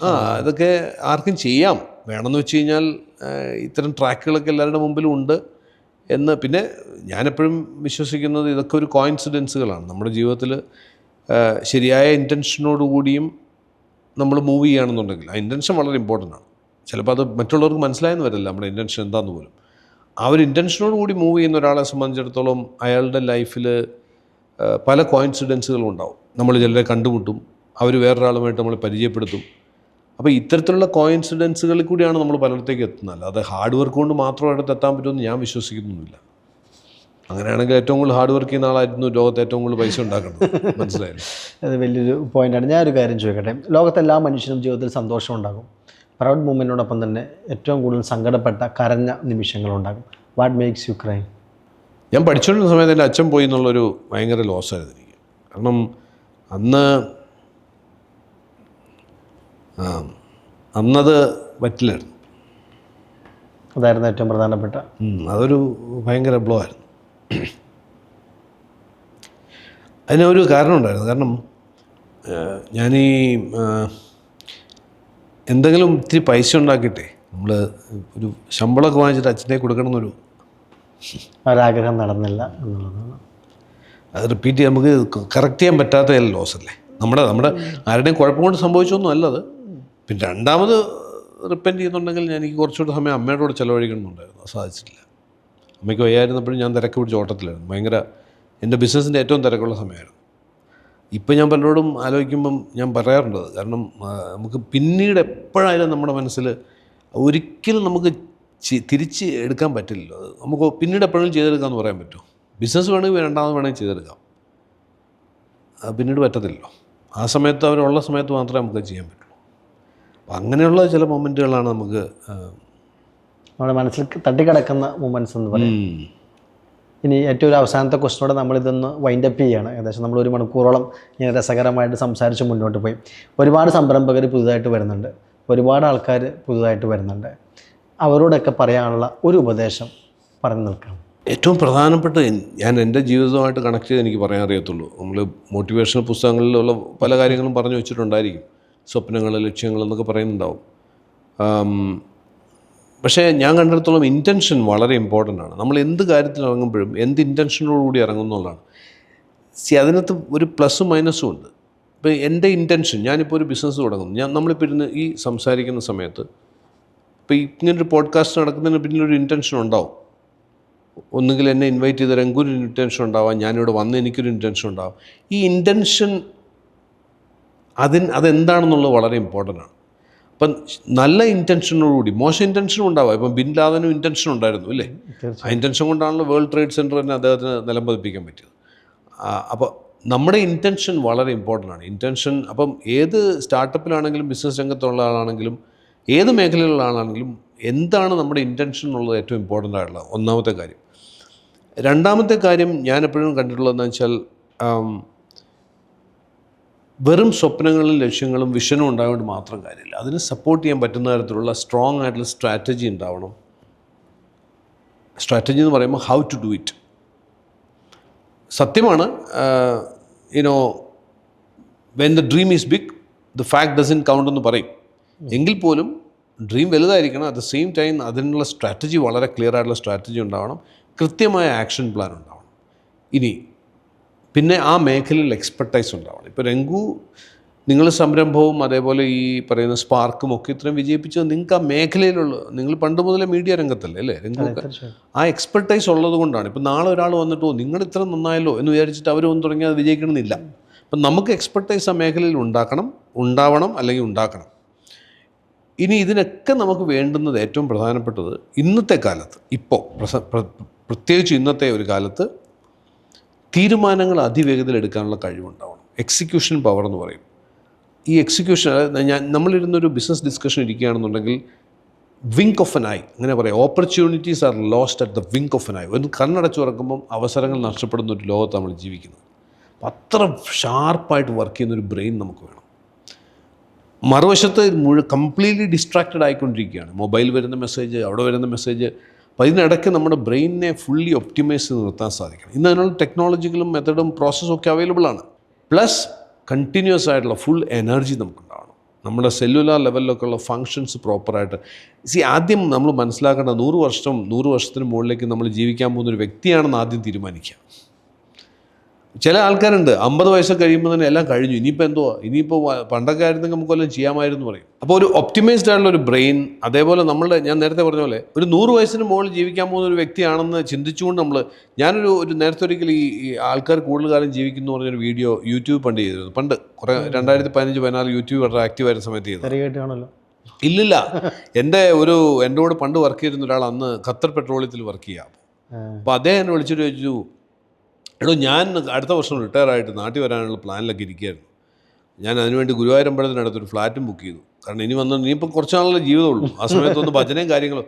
താനിത് പറഞ്ഞ് കേട്ട് കഴിഞ്ഞപ്പോഴും ഞാൻ ദൈവമേ, ഇനി 10-40 വർഷം കൂടി ഇനി ജീവിക്കുകയാണെന്ന് ഞാൻ എന്ത് ചെയ്യും? ഇപ്പം ഞാൻ ഇനിയും പണിയെടുക്കേണ്ടി വരുമോ? അപ്പം നമ്മൾ പലപ്പോഴും ഇപ്പം ക്യാപ്റ്റൻ കൃഷ്ണൻ നായരുടെ ഹോട്ടൽ ബിസിനസ് തന്നെ തുടങ്ങുന്നത്, ഹോട്ടൽ ബിസിനസ്സിലേക്ക് വരുന്ന 68 വയസ്സിലോ മറ്റാണ്. So any time. അപ്പോൾ അതുകൊണ്ട് അത്രയും പോസിബിലിറ്റി ഒരു ലോകത്ത് നമ്മൾ ജീവിക്കുന്നത്. അതിനെ എക്സ്പ്ലോർ ചെയ്യാനായിട്ട് നമ്മൾ പറ്റുന്ന രീതിയിൽ നമ്മുടെ ശരീരത്തെയും നമ്മുടെ ബ്രെയിനിനെയും മൈൻഡിനെയും എക്യുപ്പ് ചെയ്യാൻ റെഡി ആയാൽ എനിബഡി ക്യാൻ ബിക്കം സക്സസ്ഫുൾ. തീർച്ചയായിട്ടും അത് വലിയൊരു ഇൻസൈറ്റാണ്. ഒരുപാട് സീരിയലായിട്ട് ഒരുപാട് ഓണ്ടർപ്രണർഷിപ്പ് മേഖലകളിൽ കടന്നു വന്നൊരു വ്യക്തിയാണ്. ഇപ്പോൾ വൈറൂട്ട്സ് വരുന്നു, ലിമോസ് വരുന്നു. ഇനി അടുത്ത എന്ത് വേഷത്തിലായിരിക്കും സജീവ് നായർ എന്ന് പറയുന്ന വ്യക്തിയെ എന്ത് മേഖലയിലായിരിക്കും കാണാൻ പറ്റുക? ഞാൻ ആക്ച്വലി എന്ത് ചെയ്തിട്ടുണ്ടെങ്കിലും ഈ പറയുന്ന എല്ലാത്തിലും നേച്ചേഴ്സ് ഓൺ റിസോർട്ട് അത് ഉൾപ്പെടെ നോക്കുകയാണെങ്കിൽ എല്ലാത്തിലും ഞാൻ കോമൺ ആയിട്ടുള്ളൊരു ത്രെഡുണ്ട്. ഇതിനകത്ത് അണ്ടർലൈങ് ആയിട്ടൊരു ത്രെഡുണ്ട്. ആ ത്രെഡ് എന്ന് പറയുന്നത് ട്രാൻസ്ഫോർമേഷനാണ്. ബ്രഹ്മ ഓർഗനൈസേഷണൽ ട്രാൻസ്ഫോർമേഷനാണ്. നമ്മൾ വി റൂട്ട്സ് എടുത്തു നോക്കിയാലും മറ്റ് നമ്മൾ ചെയ്തിട്ടുള്ള പലതും നോക്കുകയാണെങ്കിൽ അതൊക്കെ ഒരു ഹ്യൂമൻ ട്രാൻസ്ഫോർമേഷനാണ്. റൈസപ്പ്, TPR എല്ലാം ഹ്യൂമൻ ട്രാൻസ്ഫോർമേഷനാണ്. അപ്പോൾ ട്രാൻസ്ഫോർമേഷൻ ഒരു മനുഷ്യൻ്റെയോ അല്ലെങ്കിൽ ഒരു ഓർഗനൈസേഷൻ, മനുഷ്യനിൽ നിന്നാണല്ലോ ഓർഗനൈസേഷൻ ഉണ്ടാകുന്നത്. ഈ ട്രാൻസ്ഫോർമേഷൻ സ്പേസിൽ ഇനി വരുന്ന അഡ്വാൻസ്മെൻറ്റുകളുണ്ട്. ആ അഡ്വാൻസ്മെൻറ്റിനനുസരിച്ച് നമ്മൾ പുതിയ വെഞ്ചറുകൾ സ്റ്റാർട്ട് ചെയ്യും. കാരണം കാലം മാറിക്കൊണ്ടിരിക്കുകയാണ്. അപ്പോൾ ഒരു 10 വർഷം മുമ്പ് ഒരുപക്ഷെ ഒരു മനുഷ്യൻ്റെ ജീവിത വിജയത്തിൽ ഏറ്റവും ക്രിട്ടിക്കലായിട്ട് നമ്മൾ പറഞ്ഞിരുന്നത് മൈൻഡ് പവറും പവർ ഓഫ് സബ് കോൺഷ്യസ് മൈൻഡും ആണെങ്കിൽ ഇന്ന് അവിടുന്ന് മാറി ബ്രെയിനിനെ കുറിച്ചും ബോഡിയെക്കുറിച്ചും പറയുന്നൊരു കാലം വന്നു കഴിഞ്ഞു. അപ്പോൾ മേ ബി ഒരു 10 വർഷം കൂടെ കഴിഞ്ഞാൽ ആ സബ്ജക്റ്റിൽ മാറ്റം വന്നു വരാം. അതനുസരിച്ച് ചില പുതിയ വെഞ്ചറുകൾ വന്നു വരാം. അങ്ങനെ ഒരു വെഞ്ചർ എടുക്കുവാണെങ്കിൽ എന്തെല്ലാം കാര്യങ്ങളായിരിക്കും നോക്കുക? അതിന് എന്തൊക്കെ മാനദണ്ഡങ്ങളിലാണ് ഇൻവെസ്റ്റ് ചെയ്യുക? എൻ്റെ ഒരു പ്രശ്നമെന്ന് പറയുന്നത്, ഞാൻ എല്ലാം സ്റ്റാർട്ട് ചെയ്യുന്നത്, അത് എന്നെ കുറച്ച് ക്ലോസ് ആയിട്ട് അറിയാവുന്നവർക്ക് അറിയാം. പലരും പറയാറുണ്ട് ഒരു 5 വർഷം മുന്നിലാന്ന് പറയും. എന്ന് പറഞ്ഞാൽ കുറച്ച് തിരക്ക് കൂടുതലാണെന്ന് എനിക്ക് തോന്നാറുണ്ട്, എനിക്ക് തന്നെ. കാരണം ഇതൊരു 5 വർഷം കഴിഞ്ഞാൽ ഇത് കുറച്ചുകൂടി ഭംഗിയായിട്ട് ചെയ്യാൻ പറ്റിയെന്ന് വരാം. പക്ഷെ ഞാനത് അതിന് മുമ്പ് കയറി ചെയ്യും. അപ്പോൾ ഇതാർക്കും മനസ്സിലാവത്തില്ല. ഇവൻ എന്തോ ചെയ്യുന്നതെന്ന് പിടികിട്ടത്തില്ല. ഇപ്പം എന്തോ ചെയ്യുന്നത്. അപ്പോൾ നമ്മുടെ ഇവിടുത്തെ കേരളത്തിൽ തന്നെ ഏറ്റവും പ്രമുഖരായിട്ടുള്ള ബിസിനസ്സുകാർ പലരും എന്നെ കാണുമ്പോൾ ചോദിക്കും ഇപ്പം എന്തോ ചെയ്യുന്നത്, അല്ല പണ്ട് ചെയ്ത് ഇപ്പോൾ എന്താണെന്ന് മനസ്സിലായി എന്ന് പറയും, എന്ന് പറയുന്ന പോലെ. അപ്പോൾ അതുകൊണ്ട് അത് പക്ഷേ ഓരോരുത്തരുടെ ഒരു നേച്ചറാണല്ലോ. അപ്പോൾ എനിക്ക് ഏറ്റവും എക്സൈറ്റിംഗ് ആയിട്ടുള്ളത് ഇന്നൊവേഷനാണ്.